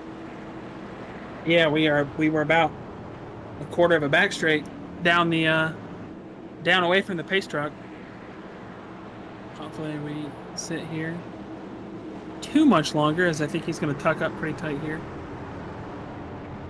As the 48 is giving shout outs to his paint creator instead of following the pace truck. He's a lot tighter this time though, so I think we will go green. So Austin Beers is out on the racetrack, not one lap down. I know he is one lap down, so he went one, didn't want to go two. Pace truck is going to pull in this time. Look for some wheel spin from this 48 truck. He's actually going to get really tight on AJ Plemons. And he's going to get a pretty good restart, but AJ Plemons is still right there on top of him. Oh, Dallas Myhan did not go. An absolutely jumbled restart there from him. Santiago's in the wall. Out front, Aaron Evans. AJ Plemons are side by side. They're really tight. Noah Brown now going to get into the fight. Daniel Gore getting into the fight. This is about to be an absolute dogfight for the lead here with about 63 to go here at the line. Ooh, Dewar in the wall. Can't imagine that the 67 is going to be too happy there. It looked like Aaron might have not gave him too much room. He's going to completely miss 1 and 2 there a little. Going to be side by side down the backstretch. Whoa, Clemens big moment for Miller in the back. Able to hold on to it. Aaron Evans on that steady slope down. AJ Plemons gets by. Noah Brown gets by. Maybe he's able to tuck in front of Daniel Gore. He will be able to. Top of your screen, James Miller, Dallas Myhan, Darren Staff. So far, your biggest mover through the field is going to be the Daniel Gore machine, up 11 spots. Actually, that's a lie. Tate Lytle started 20th. He's up to 6. He's up 14. Dustin Dewar's still beating it off the wall. Well, that's going to be clipped Oh, to a contact! video. We're all right though. Yeah, I guarantee it's gonna make the quick shift counterpart. Bojo's gonna articulate it. He's gonna cut me off, gonna remove the last couple words of that sentence, or he's gonna bleep it. Tate Lytle up to 4th position. He is now up 16 spots from where he started. He's now going to look to challenge somebody that he's very familiar with this season, Daniel Gore, as they hunt down Noah Brown. Big wiggle from Noah.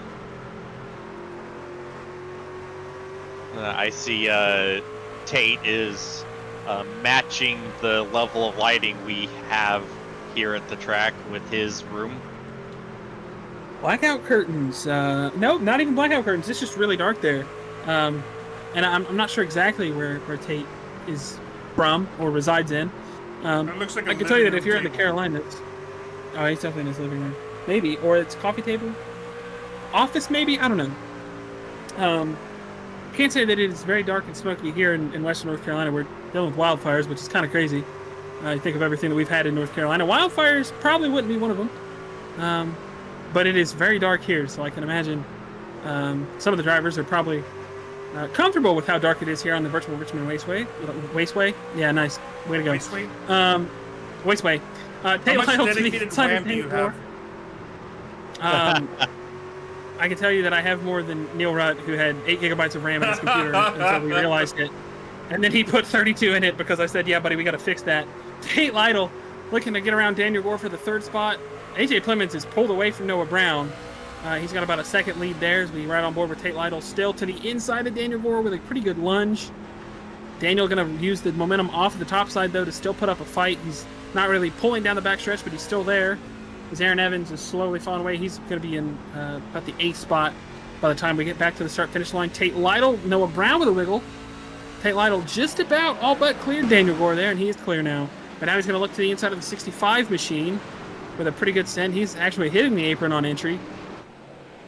It's just, all of this allows AJ Plemons to pull about another 10th on the lead there. James, anybody noticeable that you're looking at back there? It's a big mover or a pretty good battle? Looks like we got a bit of a battle for the last spot in the top 10. Looks like Dallas and 00 Caden Tufts are battling. Caden trying to rebound after that heartbreaking incident in half one. Being the caution, but not being the caution, and then just sitting there. And yeah, so he's trying to rebound as best as he can, get by our pole sitter. It's an absolute dogfight back there. Dallas Myhan, Aaron Evans now. He's falling outside of the top 10. Santiago Aguirre, he's getting up there as Tate Lytle was able to get around Noah Brown. Noah trying to tuck in behind his Redux teammate. Just ahead of his Redux teammate, apologies, but he will not be able to do that. As Daniel Gore was starting to make a run and has backed off. Tate Lytle now sets his sights on his teammate in the number 67 machine of AJ Plemons. I expect to see that gap maybe start to close down a little bit, depending on how much Tate has saved versus what AJ hasn't, vice versa. As we ride on board with Daniel Gore there, he's now going to get clear of Noah Brown. So your top 3, AJ Plemons, Tate Lytle, Daniel Gore, something we've seen a lot. Noah Brown, also a multi-time half winner this season here in OSCA. Corey in the YouTube no chat Sunny is D asking, for Daniel Gore. Yeah, he's asking if we have Sunny D cam. Not this week, it looks like. Speaking with Daniel earlier, we actually were flipping through some highlights and stuff and talking about the season so far, and he has a little bit of the Sunny D left, but it's not on his desk there with that Hot Wheel. The Hot Wheel is... Did we? No? It doesn't look like it for timing and scoring. Oh, we have a lap down vehicle. That's that's Beers. Yeah. Beers with that pretty significant right front damage. Looks like the right front's a little better than it was. It wasn't really on the ground earlier, though. Yeah, that truck, the body language is evil. It looks like Austin has his hands full. It's doing a fair share of wiggling down the straightaways.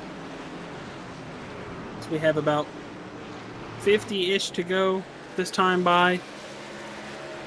We are going to be looking at maybe a pit stop here. I don't know if anybody's pitted. Oh, Jake Scarborough out of shape down the back straightaway. He's all the way at the bottom. I don't know if I see any damage on that 77 truck. Already running kind of by himself there. Is it too much beans for the 77? Yep. Too much beans. And yep, he kept off the wall. Good Roll that save beautiful bean finish. ish. As Tate Lytle has eaten into that gap that AJ Plemons had there. He had about 1.3 seconds. It's now down to 5 as these guys are starting to get around Austin Beers. This is just inside the top 10. Dustin Dewar, James Miller, Caden Tufts. They are able to do so in an orderly fashion. Caden's still going to look to the inside of Mr. Tim Bitts. Want to shout out Neil Rutt. Obviously, did not have the finish to the half he wanted. Started in that 27th spot. He's just outside the top 10 now in P11. Looking to make a move on Dallas Myhan. James Miller going to look to the inside of Dustin Dewar now after he fended off Caden Tufts. Oh, boy.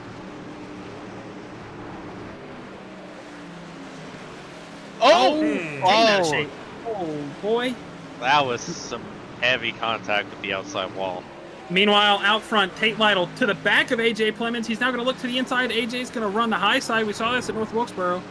AJ made it work. I don't think it's going to work. Here we got a yellow. Oh, caution. Hine and Jones around. Jones.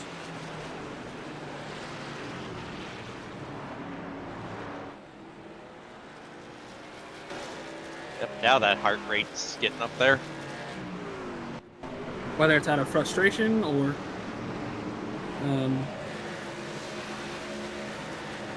yeah, maybe A help with Fidel. has not been a great night for Fidel Fabian. By the way, Corey, I will say, go on. I will say, devil's advocate here. It seemed like to me that the 51 was probably expecting Kynan to go up a little more. Kynan kept it more towards the middle of the track, trying to make sure gave enough room to the lap truck of Austin Beers, and 51 just couldn't really anticipate it. Drivers down pit road. So I would expect this late in the race, 4 tires, fill it up. We're going to get to watch the battle off of pit road. Some of our last drivers shuffling into their stalls. Leaders coming out here. Noah Brown, Dustin Dewar, Tate Lytle, Daniel Gore, Thomas Capuano, James Miller, Darren Staff, Dallas Myhan, Caden Tufts, DJ Weeks. A battle there. Neil Rutt, whole conglomerate. Aaron Evans, though. That's a bold strategy, Cotton. He stayed out? Like, didn't take anything? Yeah, he stayed Oh, out. Noah Brown. Eating. He would have been second. But yeah, I might as well come in now. Maybe take tires if you're gonna be all the way in the back. Dustin I would Dewar imagine that also 7-second pit stop, so no tires. Only one, except for Aaron, who stayed out. Well, this is going to be an interesting situation here. I know earlier in the race, this might have been a good call. 40 laps in, though, with the long green flag run that we just had. Questionable decision, but we'll have to see how it plays out. While we have a second, though, if you are just joining us, again, this is the Binx Designs 170 here from Virtual Richmond Raceway. Want to go ahead and shout out, once again, our wonderful sponsor, Binx Designs. You can check them out on Instagram. At Binx Designs. She's currently holding a giveaway, so if you guys have Instagram, when she hits 200 followers, the giveaway is going to commence. It's about $100 worth of custom items made by Binx Designs. You don't have to buy anything, no purchase necessary. All you have to do is share the post, tag 3 friends or more, and you can be entered into the giveaway. I hope that means us too. I'll have to clear that up with Neil, I would imagine. But you can also find them at binxdesigns.myshopify.com. 2 S's at the end of design, so binxdesigns.myshopify.com for all of your custom apparel needs, your Neil Rutt racing merch. Also got some cool sourdough glasses there if you're making sourdough. If you have a significant other that likes to make sourdough, always an option there. Thomas Capuano with a great voice line. Pace cars in. Aaron Evans getting us up to speed. That's no tires there. Wheel spin gets it all the way down to the bottom. Dustin Dewar with no tires, I would assume as well. He's going to be absolutely bombarded by the Tate Lytle machine there. And now I'm expecting it to just be a matter of time before. Yep, Walking there's in the Aaron back. Evans. Tate Lytle's around. Oh, Ooh, no, Thomas. there's a big No. one. Birthday The boy. birthday boy. No, James Miller. No. Tom had computer issues.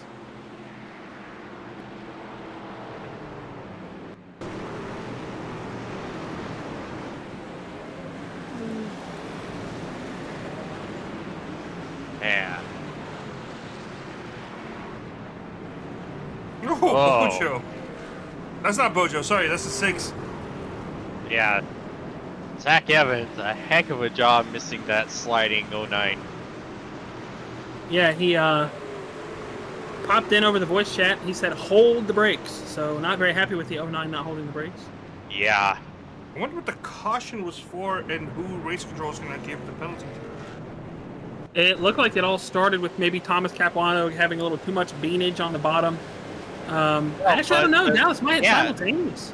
Yeah, the 41 is around long before I wouldn't say long, but before back for sure. up the track. Well, in this scenario, the couple seconds is pretty long. There's an addendum I could add to that, but I won't. For risk of being added to the other quick shifts videos. So race control does deem that on the number 41 machine of Dallas Myhan, so he will receive the EOL. I'm assuming that was the initial cause of the yellow. Although it is safe to say that he played no part in that wreck, though. He did not. Yeah. No, it was a self-spin for Dallas. Thomas Capuano, it looked like maybe got a little loose. He also said that his stuff did freeze up there at the end. So we will see. We'll see how that plays out. Nonetheless, Aaron Evans, still P2. He did. I heard from what he mentioned there was a black flag for a jump start. He said he went when it went green. It could have been a rookie mistake. I mean, obviously these are things that these guys are still figuring out. That restarts are a little weird, right? You have to maintain the exact speed. You can't pick up speed before you get to the restart zone. And from what Vic is saying, Aaron did jump it by just a little bit, not a ton, but enough to, negotiate that black flag was necessary. So Aaron Evans is unfortunately that strategy call is going to go right out the window. It's not going to matter.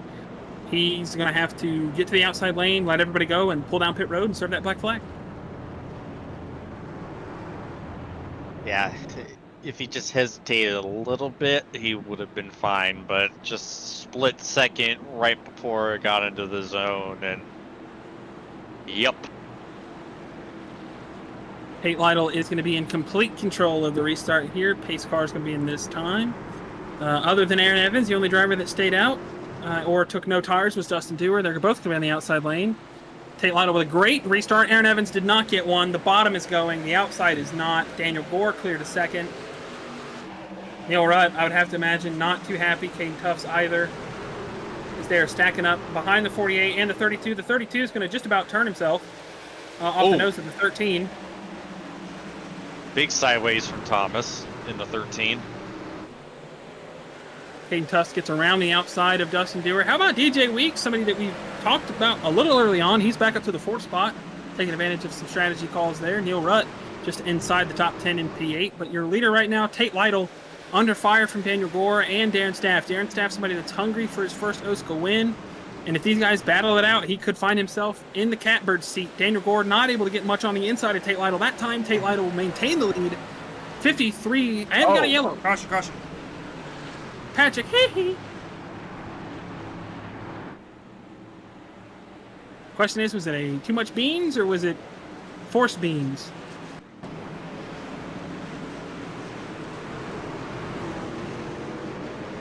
Uh-oh. Western Green got Oh. him. Oh! Western And Green, the- maybe. Hit the wrong And button, I apologize. there was more incidents behind. It's got the 67 spinning down into the 09 as well. So it looked like maybe D-West tried to avoid the 09. Tate Lytle is singing, which is a wonderful time. David Westergreen is the cause of caution.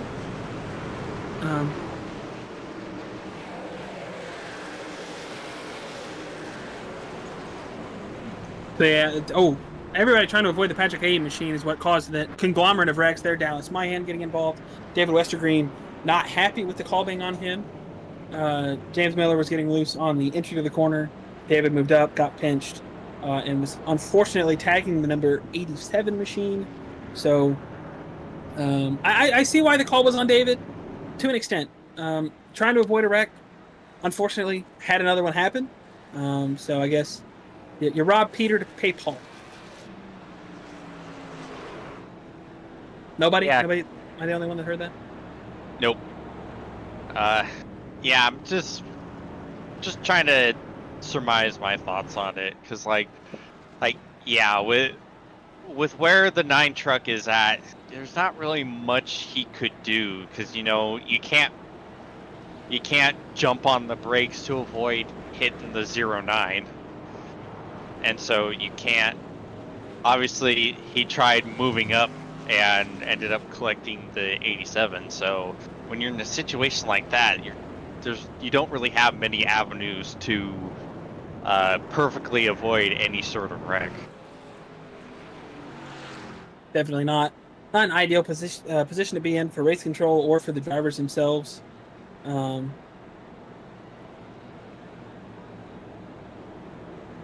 really wish that the live broadcast was getting the Tate Lytle sing-along that we're getting, but you guys could at least see it. I don't know if he's singing every time when he doesn't cue on iRacing. I'm sure he's singing in the South Shore Discord right now, but it's come to be a Tate Lytle common occurrence every week.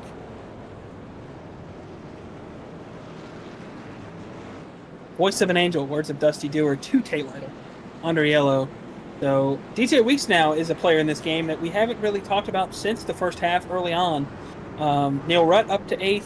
Dustin Dewar still 6th on that awkward strategy, which I would imagine, I'm surprised he hasn't pitted yet to try to get tires. Maybe it's still too early in his mind. Aaron Evans is a lap down after serving that penalty. He will be 24th. I would assume that if we get another yellow, he would get his lap back. Austin Beers was able to get a lap back. But we are about to rack them and stack them here with about 27 to go here in half number 2. Tate Lytle with a great restart. He's going to clear Daniel Gore, who's going to be under fire from Darren Staff, Caden Tufts, and DJ Weeks to round out the top 5. Justin Dewar still hanging on. As further back in the back, I'm sure they're going to get scrappy early on. Kynan Jones looking to make up for his early mistake in half number 2. They're 3 wide around the Kynan Jones machine. Dallas Myhan involved. Noah Brown. Noah Brown, somebody who's looking to work his way back up from the speeding on pit road that happened during that second to last yellow. He's now going to get underneath Zach Evans for the 10th spot. I would assume that he's probably going to get around him there. Up towards the front, though, they are absolutely dogfighting. Bojo, Ray Bracey, he's at the 8th. Oh, we got a yellow, baby! No, we're good. No, they saved it. I think was that Peeler who got all kinds of sideways off of turn 2? Oh, they might. Oh, Santi. Oh, God. We're good. We're all good. We're all good. Everybody's fine. Everything is awesome. Everything is cool when you're part of a team. We're good. It's Ray Bracey and Neil Rutt there side by side for about the 7th position. At the top of your screen, bottom of your screen, battle for the lead, Tate Lytle, Daniel Gore. 25 laps to go this time by here at Richmond. And the Binx Designs 170. Battle for the lead is on. Daniel Gore to the inside, Tate Lytle on the outside. Darren Staff looking on. I was about to say before that yellow happened, Darren Staff, somebody who was still searching for OSCA win number 1, and he's been so close many times this season and hasn't had the strategy play out the way they wanted to. Now, the strategy element is completely eliminated as of right now. Everybody is... Caution. Oh, okay, I lied. Adam Peeler. There's Vector. Outside wall. Oh, almost getting head on. Okay. I think this is Darren's best track in terms of average finish. I was going to say, I believe, from what Vic said, 4 of his 5 OSCA starts have been top 10s. So we'll see what happened. Got some help from Fishy. Yeah, and that might cost him his opportunity to get on the lead lap. I would certainly imagine so. Yikes. Well, probably could have reeled it in a little bit better going into 3 and 4 and was unable to. So Adam Peeler will unfortunately pay the price for that one, as this will allow some of the drivers. Oh, go ahead. I see what you did there. Yeah, did it take a second? But you got it? Nope, I got it immediately. It's like, That's what I live for, man. You know, you give me the opportunity to make puns, I'm going to. Dustin Dewar comes down pit road. Yeah, He's the going guys to take advantage. Stayed out with no tires. They're coming in. Yeah, he's going to take advantage of that, and I think that might have been perfectly timed for him. Truthfully, I want to say about lap 45-ish is when those guys first came down for tires. Well, it isn't going to work out for Aaron Evans because he's going to be a lap down. Also, got tagged for that yellow, so he's going to stay a lap down. It's going to put Dusty Dewar, Dave Carpenter in a pretty great position. They're going to be at the tail end of the lead lap, but a lot of time, 23 laps at Richmond is a pretty good amount of time, especially when the tires are about 20 laps old. I can't say with the night time how significant it's going to be, but I think it's still going to be significant enough for there to be at least 2 to 3 tenths by the end of this thing, James. The problem is that now you're really having to bank on it going green to the end. You need as much time as you can to get through the traffic, to get through the field in front of you.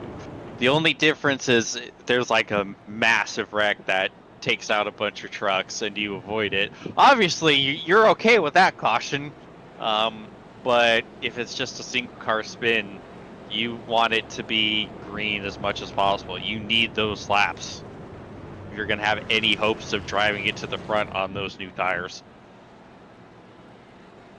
And as we're probably going to restart with about 19 to go, I would assume we go 1 to green this time by. That is going to put a lot of strain on those guys to make their moves now.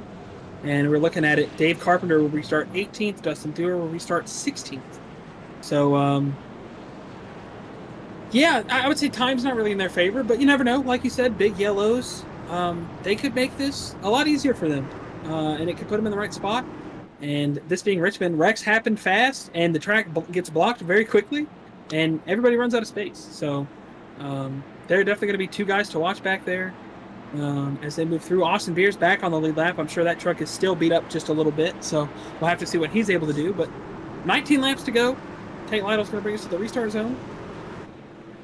We will see what he's able to do. He's going to get a pretty good jump. It's going to get way clear. Daniel Gore. Daniel Gore's going to have to fin off the 45 of the 00. And we're going to see them scatter all the way through the rest of the field. Caden Tuff still trying to look to the outside of Daniel Gore. Nothing showing for it there, though. Darren Staff's going to get to the inside of him and make it a fight for the 3rd spot. Rewind in the back. Staggered 4 for almost just a second there. 2 Binx teammates, Dylan Thomas and Zach Evans, just inside the top 10. They almost went staggered 4. They're going to be able to get it sorted out. Neil Rutt now looking to fight his way into the top 5 in that Binx Designs machine on the outside of DJ Weeks. Tate Lytle pulling out just a little bit here with 18 to go. Not much movement there from those guys on fresh tires. As laps are winding down pretty quick here. Was that a chuckle? Was it a yawn? What I should say I'm looking forward to bleep shifts after this. No, did I mess up? Did I leave the door open, so to speak? There was a hole. Oh no. Well, and there it is. Speaking of holes, Noah Brown. I'm gonna allude to something Cam said, and I'm gonna reuse something that was on bleep shifts. If there's a hole between these two, Noah Brown is gonna fill it, and I feel like there might be one in the bottom of 3 and 4, as DJ Weeks is gonna get clear of Neil Rutt. Noah Brown now to the bottom, as he looks to get his way into the fight for the top 5. Neil Rutt, though, able to fight on the outside is Bojo. Look at Bojo. Dylan Thomas fighting for that 7th spot, 8th spot. I can't do math. Math is hard. AJ Plemons rebounding decently well. He's 11th. Yeah, you know, I think that was one of the points we made was that I was a stat guy, and I've almost completely swayed away from that just because numbers are confusing, and it's tricky, and paint schemes are hard. I was calling Dylan Kynan and Kynan Dylan for forever that one week, and it's a whole thing. DJ Weeks Now to the inside of Caden Tufts. He's looking for the 4th spot. AJ Plemons, though, as well, rebounding pretty well as DJ, somebody that wasn't a player late in half number 1, now starting to become a player here in half number 2. Inside, we're doing all right. We're doing good. Everybody's fine. He's clear at Caden Tufts. Neil Rutt now will look to challenge driver 00 for the 5th spot with Noah Brown making pressure as well. Update on the guys that took tires. Dave Carpenter still 17th. Dustin Dewar back to 21st. So maybe not having the great luck on fresh tires. Yeah. They're going to make any noise. Yeah, going the opposite direction as we're 3 wide. We're 3 wide. It's Tate Lytle, half a second lead now over Daniel Gore, then about a half a second back to Darren Staff, and then almost a full second back to the battle for P4. DJ Weeks, Caden Tufts, Noah Brown, they are all scrapping there. DJ's actually pulled away just a little bit from that group, so he's going to look to maybe get up to the rear end of Darren Staff. That's going to be on bleep shifts.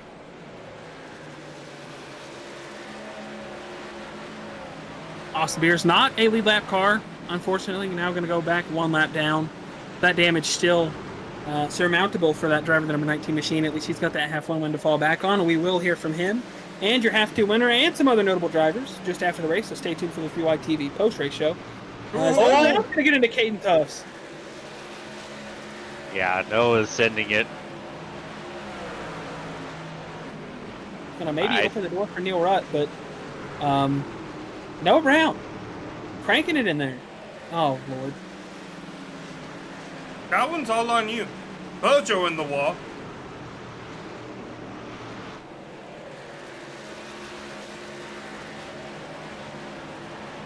You need to stop being embarrassed of yourself and accept yourself for who you are. I'm not You embarrassed. lead feature in bleep shifts. I was doing so good, man. I was doing so good. Almost as good as Noah Brown before he got loose there. And AJ Plemons is so loose that he's almost going to inside fishtail that thing, but he's going to hold on to it. He's going to, put the lid back on the beans. He fumbled them, but they're good. They're still covered. And he's going to maybe be under pressure from Zach Evans for the 10th spot, but he's all right. Santiago is actually going to look to the inside of Zach Evans for the 11th spot, so maybe AJ Plemons is going to be in the clear. Tate Lytle, though, now a second lead over Daniel Gore. He's pulled even further out. Darren Staff has reeled in Daniel. DJ Weeks has not really made too much ground up on that 45 machine. The battle still remains for the 6th and 7th positions between Noah Brown and Neil Rutt. A little bit of a gap back to Bojo. A little bit of a gap back to the 13. And a little bit of a gap back to the AJ Plemons machine. Everybody else in the field kind of spread out or giving each other a little extra room. Yeah, I got a little bit of a battle for P11. The 88 was looking to the inside of the 6. Oh. Five laps to go. You see the ticker down there. Daniel Gore a little quicker than Tate Lytle, but not enough to really make it to where I think we're going to have a battle for the lead. He's slower that time.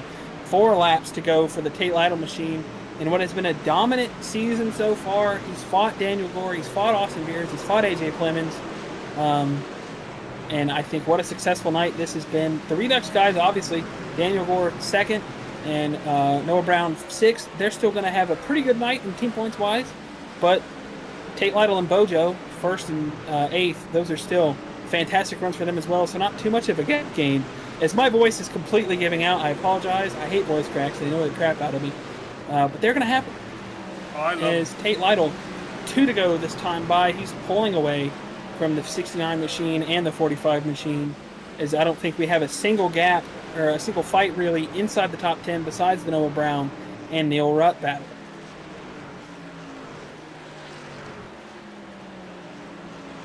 A lap and a half to go. Now a lap to go. Tate Lytle's going to come out of 3 and 4 in the Binx Designs 170. A pretty quiet first half for Tate as far as getting up to the lead and being up there with Beers. Not the quiet second half, though. He had to work his way through the field, took tires, pounced when he needed to. And Tate Lytle, nothing short of anything that we've seen for him every week. Nobody had anything for him this week in the second half. And Tate Lytle is going to win the second half of the Binx Designs 170. Daniel Gore second. Darren Staff third. DJ Weeks fourth. Neil Rutt will bring home fifth with Noah Brown, as I think somebody had an issue. Caden Tufts, he was inside the top 5. Neil Rutt was 7th. Noah Brown was 6th. So Caden shuffled down, and Neil Rutt was able to sneak into the top 5 there. That's a pretty good finish there for Neil Rutt. Yeah, what a comeback for Neil. That is awesome. We'll have to Great. go back and look at that. Yeah.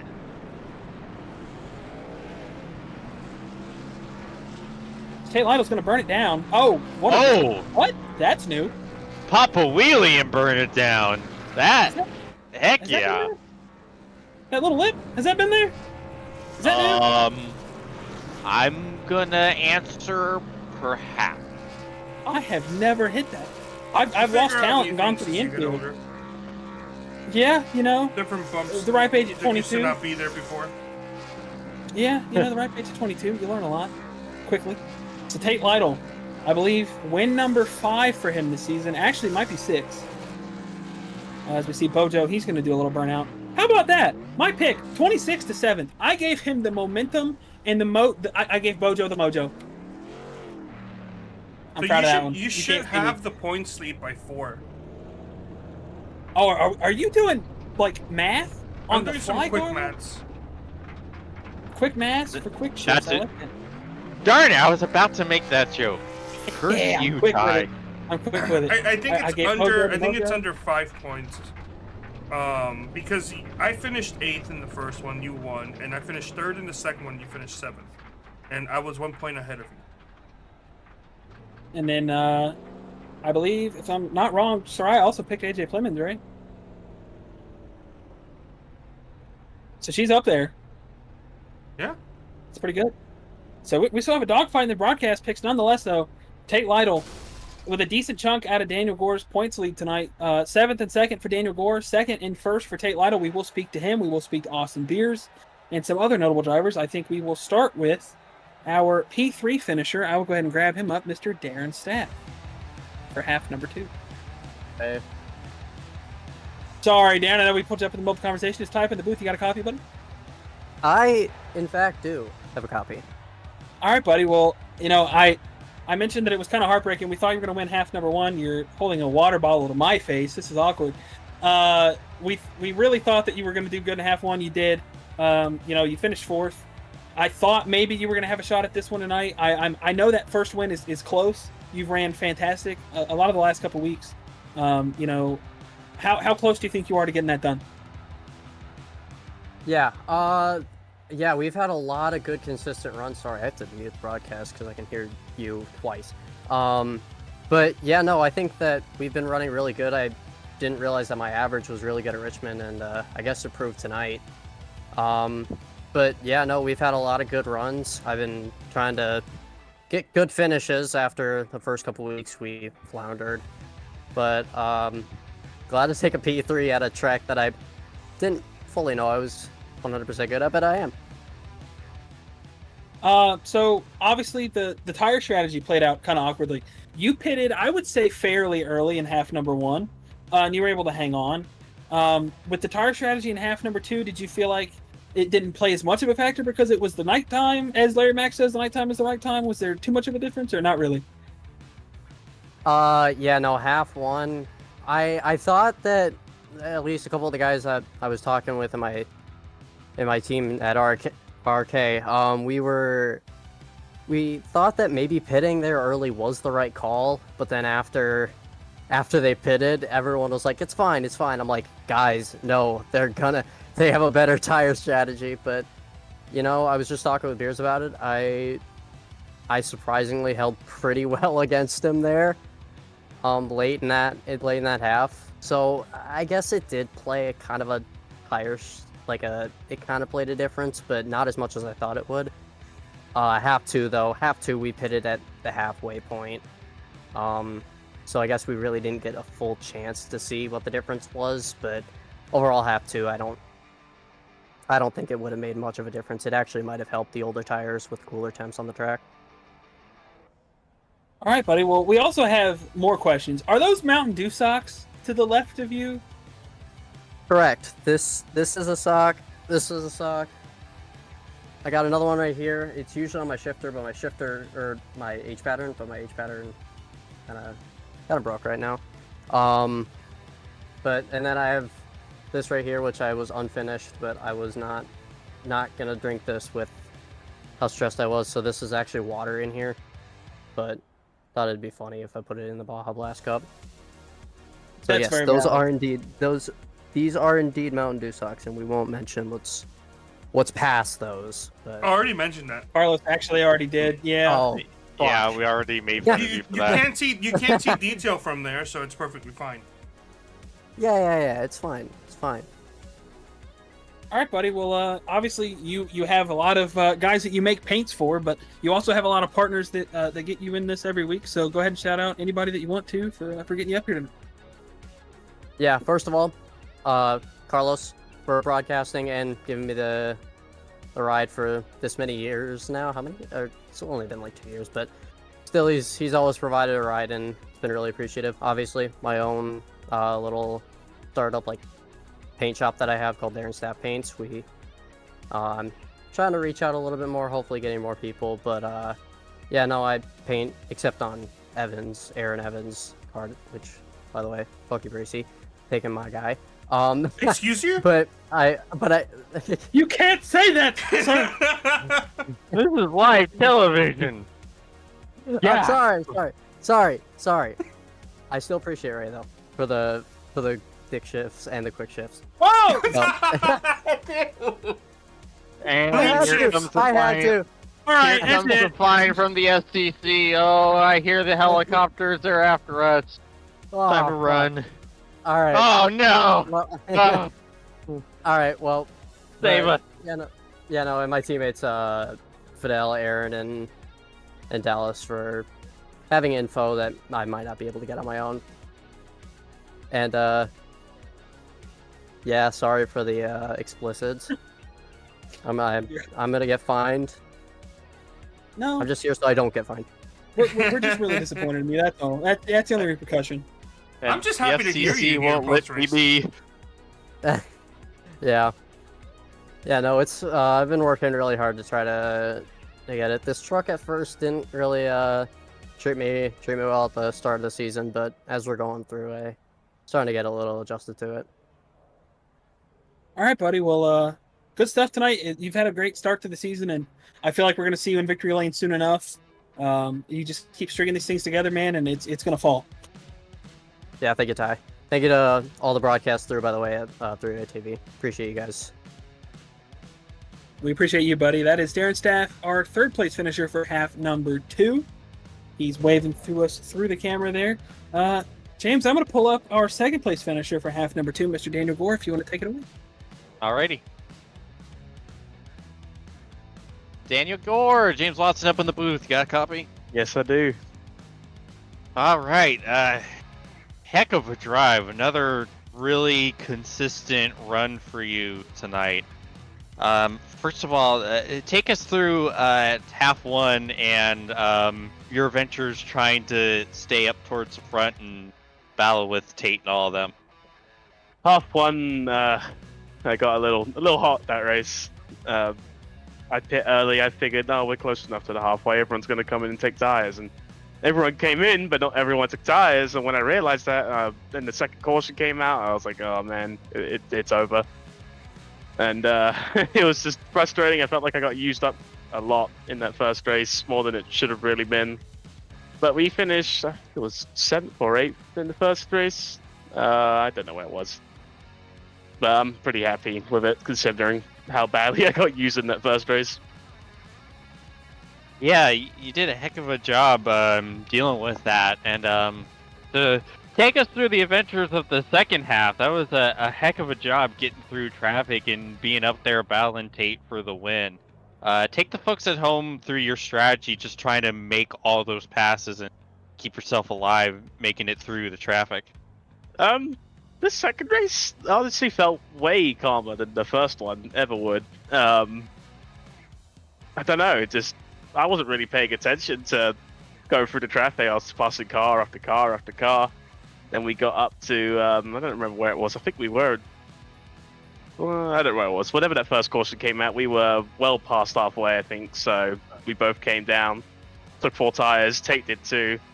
Don't know what happened to AJ on pit road. I know he had an issue, jumped in, and then for a second I thought I almost had Tate, but his tire saving game is unmatched really. So he kind of got away from me at the end. But P2, I'll take it. Yeah, and talk about that beautiful paint scheme you had on tonight. Well, anyone that knows me knows I'm a huge Josh Berry fan. I've met him at Florence. I've had a couple conversations with him. He's such an awesome guy. His story, it's a lot different than, it's probably the last of his kind, really. And that's why I'm just such a big fan of his. When I saw they announced the throwback, I was like, I had messaged Bojo, and I was like, you got to do this. Like, I got to get this. And he got it done. And I was cleaning my apartment up yesterday, and I found this little diecast of, or Hot Wheels of that same car. So I figured I'll put it up here to show off. And yeah, I'm super pleased with it. Obviously, I can't run it next week because of the throwback race, but I think I'll stick with it throughout the rest of the season. Alrighty, well, awesome job tonight. Any sponsors, plugs, and shout-outs you want to give? It's my whole team, really. Bojo for the scheme, Jordan Kennington for supporting me pretty much every single race, no matter where it is. And we'll give one to you guys, Free YTV. Alrighty, there's our second place finisher in half 2, Daniel Gore. All right. And Carlos, I don't know if you saw my DM, but I'm thinking maybe after we get these winner interviews out of the way, we bring up the birthday boy for a quick word if you're open for it. I don't know how many times I have to tell you, you're in charge. Hey, I like that. Thank you. Never mind, Carlos. It's my broadcast now. We're gonna bring in half number 1 winner, Mr. Austin Beers. Oh, there I am. Hey, buddy, it's time. And there you are. Yeah, me and Tate were fighting for who goes next. Yeah, we were planning on bringing you up first, in order that way you guys, you get to have a chat now, and then Tate can come up here and you can talk crap about Tate afterwards. Why don't you just bring him up with me? You know what? We're gonna do something unusual here. All right, we're doing something unusual. We got both the winners up here. We're doing things on the fly here. So half 1 winner Austin Beers, half 2 winner Tate Lytle. You guys both had eventful nights. Austin, you had unfortunate luck in half number 2, which wasn't fun. That was not something good to look at. Tate, you were on the move for half 2, so it was a story of 2 tales. But Austin, I guess we'll get your half 1 first. How you felt about your night, and what got you there? Yeah, I finally qualified pretty good. Didn't start 17th. Just kind of meticulously worked my way forward. I stayed out when everybody pit early on, and once we pit with 30-something to go, I knew it was go time, especially when Tate started right next to me. And it was pretty fun. Me and him were splitting cars. I think we're 4 wide at times coming through the field. But yeah, just slowly worked my way to the front and got around Darren, who raced me really hard but really clean. And then Tate was catching me, and I'm like, well, here it comes. I'm gonna get second because Tate usually passes me with 3 to go or something when we run these races. But fortunately, I just had enough and was able to hold him off. So glad to get a win. All right, buddy. Well, I do want to say I picked you for half 1, so thank you for those points. Very valuable, very appreciated. Tate, I don't want to rain on your parade, but James picked you, so It was So he didn't pit there when the fuel window opened, and if it would have gone green, he'd have finished 15th. But it wasn't gonna go green. It's Richmond. I know, but hey, you got to plan for it. And I told the guys in the Discord, I was like, I think there's 2 guys. If they get track positions, it'd be really hard for me to pass them, and Beers was one of them. And I actually got out of pit road in front of him. I had a really good stop. That first pit stop was OP, and he was on the outside, I was on the inside, and we were just trying to pass as many guys as we could, and he got the better of me, and I think he got out to first. I was still 3rd or 4th, and was able to get around him, and 5 more laps maybe, but I was just overdriving it, and I didn't really have anything for him at the end of half one, so I was trying to get close enough to him to just try and move him up out of the way, and then maybe use the right side door off of 4 and see where we ended up, but wasn't close enough. Down the backstretch, I was like, "Oh no, here comes Austin Dillon! Watch out!" But obviously, I'm not gonna do that. I'm not opposed to laying a bumper to somebody, but not from 4 car lengths back. And then half 2, dude, no one was running the bottom. Everyone was running like a lane up, so I had clean air, cool track on the yellow line. I feel like I was entering 3 lanes lower than them, and they were up in the hot track, using more tire, and I don't know, man. They made it pretty easy for me in half 2. I got a FaceTime from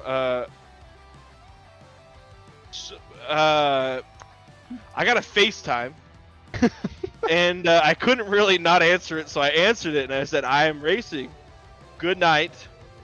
And I look up and Gore's underneath me in half 2. I'm like, "Ah, shit! I gotta get up on the wheel here."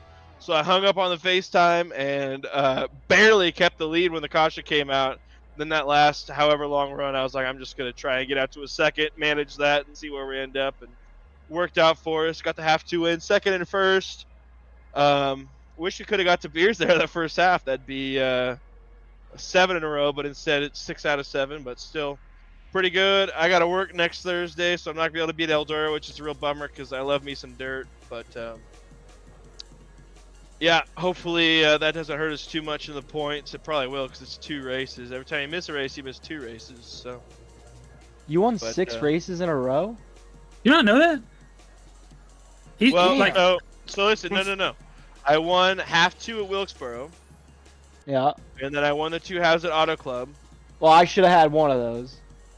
And you didn't. And then the week after that, where was it? The week after that? I don't know. Oh, it was at Vegas. I had to go do a little road trip that evening. So I wasn't there, and then I came back last week and won both races. So it was 5 in a row for me. When I started. You weren't there last week, so it made it a little bit easier on me. I suck at Dover. Same thing, dude. Same thing as tonight, though. The bottom was wide open. They're leaving the bottom wide open. Everyone's running in the 3rd lane. It's like, what are we doing? But I don't know. I think there's a few guys like Gore. I don't know. Mainly Gore. I think he's gonna pick up on a few things, and he's gonna be pretty quick because he makes pretty good time running that line. And I feel like if he ran the lower line where no one else is, he could be pretty quick, and he'd save a lot more tires. So I think Gore. There might be 1 or 2 more guys where I think by the end of the season they're gonna be a little faster, but I mean, this should get us close to the point lead, even with missing the week, but we're going to miss next week, so it doesn't really matter for points. We're just here for the playoffs, and hopefully we make the playoffs and can make a run. And my goal is to give Beers the bumper once, and I thought tonight was going to be tonight, and I kind of sold it away there with the last 3 laps. So yeah, you did. But hey, thanks to Traders Brewing Company, Days Gone By Vintage Racing Apparel. Anyone who's watching this and doesn't hate me, I know the list is shrinking, but thanks for watching. And we'll catch you Monday night on ERN, Wednesday night on ERN, and then Thursday night right here. So should I say my sponsors now? Or? Yeah, I was gonna say he kind of jumped the gun on it. Damn. So if you wanna go ahead and let it rip. Yeah, thanks to Hacks, Joy Seating, Black Flag Podcast, Troy Race Cars, everybody on Team Mixed Rich. And 3-Wide TV. Glad Alex Bowman sponsors you. Shout out to Hacks. Oh, yeah, no. Dude. What do you know about it? I don't know shit about it. I'm just here, man. All I can say is though, there's the FCC again. When you're betting on DraftKings for OSCA next week, you gotta put all your money on Thomas Capuano. He's gonna be fast. I'm not putting no money on nobody. And it's his birthday, so happy birthday, Thomas. We are actually about to have a couple words with Thomas Capuano, so perfect. Special birthday interview for the big fella. Big fella. Okay, I didn't mean it like that. I'm a big fella too, but like I didn't mean it like that. Oh no. Man, leave it to tie to Fat Shane. Yeah, I'm kick fat from too, Booth. dude. I'm fat too, man. They call me Mac and Titties for a reason, okay? Ooh, we all love Tom. You should. We all love them. I think if Should I we- got fat shamed more, I'd probably lose 30 pounds. But you know, Yeah. people are too progressive these days. They don't want to bring it up. I'll put something in my car for you next week. Or 2 weeks from Don't now. you mother? Don't do that. All right, boys. Well, we're gonna let you guys go back down and celebrate. We're gonna pick up the birthday boy, but we appreciate you guys giving us your time. And it was a different interview, but I think it made for a good show. Yeah, thanks, guys. I mean, for the 4 Appreciate it. people still watching, probably get a people life. I don't watching. know what to tell you. I don't know why you're still watching us talk about this, but have a good night. I'm sure they're going to talk to Thomas, and honestly, if you stick around, props to you. But yeah, I don't know what the hell you're doing with your life, but I think maybe I'm here. Tom's gonna be an electric interview. Just stick around. He will be electric. I don't know if he'll make it out of it, but All right, let's get out of there. appreciate you guys. Let's leave. Bye. All right. Those were your half one. Mio. Those were your half 1 and 2 winners. Austin Beers and Tate Lytle. We're gonna bring up the birthday boy, Mr. Thomas Capuano. Birthday boy, it's time up in the booth. You got a copy, buddy. Oh man, hey. Hey, buddy. Well, you know, you finished 5th in half 1, and you were running good in half 2 until it all went wrong. And I'm gonna let you know now. When I said big fella earlier, I didn't mean it like that. However, I'm chunky too, so go ahead and throw it at me. I'm chunky. They call me Mac and Titties for a reason, buddy. But happy birthday from everybody here. Carlos, myself, James, Cam, who's at home. Or not at home, he's at Coda doing something fun. But we just wanted to let you come up here and you know, just get you a shout out in if you got anybody watching for your birthday. No. I No? don't have anybody watching for my birthday. Nobody? No, it's, you know, my sim racing career isn't that good, so it's hard to get people to watch me race, but I do appreciate bringing me up for the race. I'm a little bit bummed out about what happened in half 2. My PC, like, it drops a frame every once in a blue moon. I think it's a CPU bottleneck, but what, you know, you kind of work through it, and it happened as I got free on the bottom after I took new tires, and I was cranking wheel to it, and as soon as it came back, I was wrecked. And I wrecked my teammate, and I wrecked a lot of other people, and I'm very frustrated by it. It was not the showing that I wanted to have. You know, we brought the black truck back out this week with the chrome wheels like we had it last year. You know, had a lot of speed going. Things were running really well with that, so I tried bringing it back this week. And it really seemed to have worked. You know, I was following Tate through most of the field. Was feeling really confident tonight. It's just very frustrating. You know, I've sunk a lot of money into my computer, and nothing seems to fix the problem. So, do my best. You know, next week at the dirt race, really have high hopes for that. Yeah, got a lot of happy birthday wishes today from everybody under the sun. So I really appreciate that a lot. It's been a long time since I had an interview, so I appreciate it very much. Yeah, but I mean, you know, it's your birthday and you chose to spend it with us. So, obviously it didn't go the way you wanted to. But hey, next week, you mentioned it, Eldora, you are a dirt guy. You know, you put a whooping on everybody at Knoxville that one time. Dirty boy. I did. And So- and I'm sponsoring the race next week. So See, it's meant to be. Maybe That's really cool. you should have told Vic to make that your birthday week and not this. Well, today is my birthday, so it you know, and like you said, I did choose to spend my birthday because OSCA is extremely important to me, and I care a lot about it. It's something that, you know, I do, like it or not, kind of schedule my week around being able to race on 8 o'clock on Thursday afternoons. And I did say to my mom, you know, I would prefer to race tonight instead of having a party. So, well, a party, you know, some cake and whatever with some family. But, yeah, I would prefer to be here in OSCA and race with everybody because I love it. You know, it's important to me. I've been racing for a long time, and you know, got me and Beers back on the same team again this year, having a really good time. Austin is a really good coach, and especially me, who has a lot to learn.